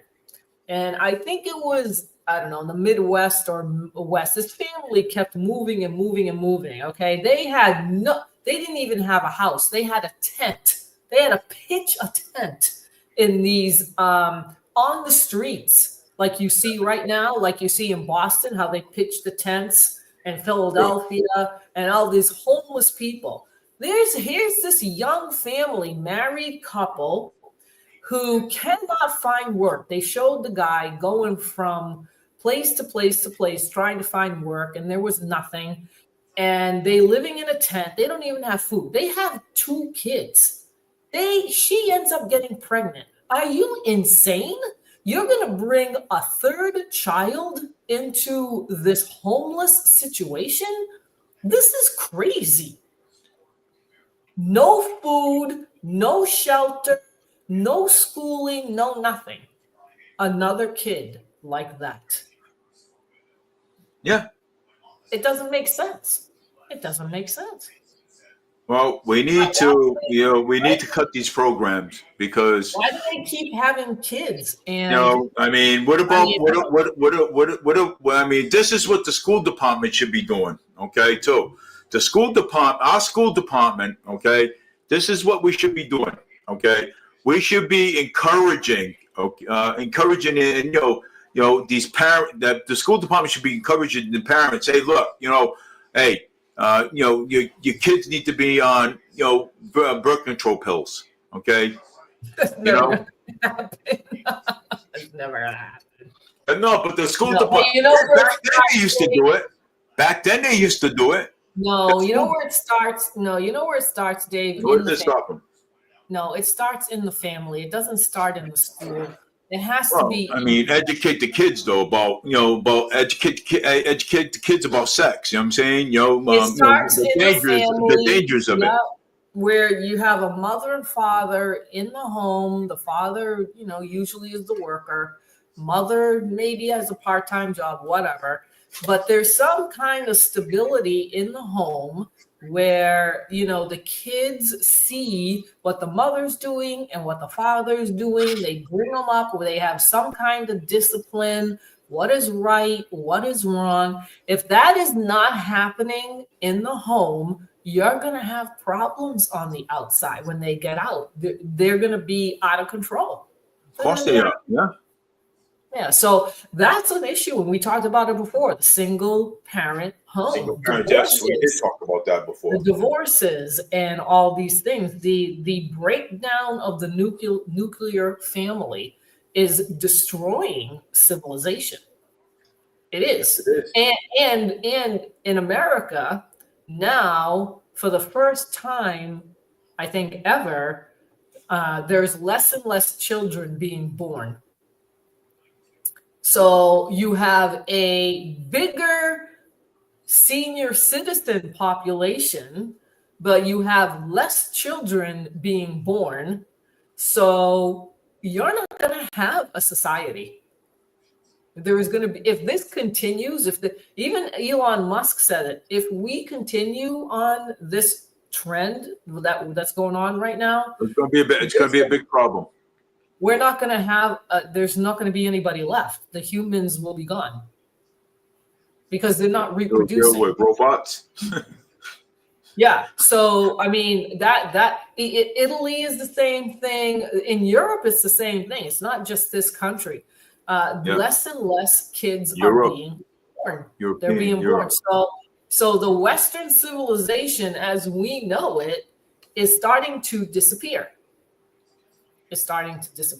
And I think President Trump is trying to get women to start having families again. I think there was some kind of, I forget what it was, but he does talk about it, where this needs to happen. This needs to have where people get married, not out of wedlock. They get married, have a baby. When they're married, not beforehand, when they're married, they have a kid. not out of wedlock while they're living with each other. No, you get married, you have a kid, and the kid, is brought up the right way. Well, Right? if and no, this is what I believe in. Okay, let me tell you, I'm a strong believer. You know that, right? Yeah. I believe if you're gonna get married, you consult you can consult the what do you call it, the counselor at church. I'm saying, Yeah. If you're a Catholic, yeah, that's what they do. and also Christians do that too. Baptist does that too as well. Okay. They do that. They do that at my church. I'll be in Fall River. So and you can consult if you want to. If If you do it the right way, Dave, if they do it the right way, that they want to get married in the church or whatever, and they belong to a church and they want to do it that way, yeah, that's another way to do it. But I don't think that that's the norm anymore. I think living together is the norm. That's the norm now, where the marriage is not happening, and they have children out of wedlock. Some of them are still living together and have 2 or 3 kids, like we were talking about, in the welfare, and then they end up in welfare because they can't afford it. They don't finish high school. They don't continue their education. They don't learn a trade. How are they going to provide, even for themselves, let alone a family, if they don't learn how to do something? How is this going to happen? How are they going to, especially a guy, especially a young man, young man, what, about 17, 18 years old? Yeah, they have to start thinking about what it is that they want to do. And once they get established, they might have some money, maybe they have bought a house or whatever, and they get a girlfriend, the pressure isn't really there. Do you know what I'm saying? Like, no, it's not. But we have to put the pressure. We do, but again, we have to put the pressure on these young ones, because if we don't, okay, what's going to happen? This is going to keep going on and on and on. And you know what? But we have to put an end to it. There's an end to it. You know what I'm saying? Well, yeah, you got to put an end to it. But, we also have to be smart, too. The people that are on, let's say, welfare, and, they depend on the government or whatever, and their kids are on it, then their kids are on it, and on and on and on it goes. Somewhere this cycle has to stop and get a job. Tell your kids to get a job. Tell your son, especially the guys, to get a job. Go learn a trade and then go get a job. Look at my son. Look at Annalisa. Look at my son Jake, my stepson. Okay. Yeah. Awesome kid, great kid. When I applied for Stop and Shop, and I said, "You're going to apply for Stop and Shop," and know what he said? He says, "I'm going to apply for Stop and Shop." He got right on there and he filled out the application, and now he's been there 4 years working. He's been there 4 years. Well, but you see what I'm saying? When the man is in the house, it's a different story. It's a different story. But when there's a woman in the house, it's like, okay. No, it's I'm not going to do it. You know what I'm saying? It's the man that does these things, not the woman. The woman, no. When there's a man in the house, the kids are different. That's it. They are. I brought Jake up ever since he was 11. Well, that's what I'm saying. So he sees he has a role model. That's you. You're in the house. You're with his mother. He feels secure. He feels, he feels all these things. That this is all important things. My buddy. Now, a lot of kids don't get that, though, David. A lot of kids don't. And I wish, a lot they're then they get into trouble. Get charged. They go to jail. They're in juvenile court. They're over here. They're over there. They can't get their act together because the parents aren't around. Maybe there's no father. The mother could care less, probably. And so what happens is the society starts to break down. And these kids have to have a mother and a father in the home.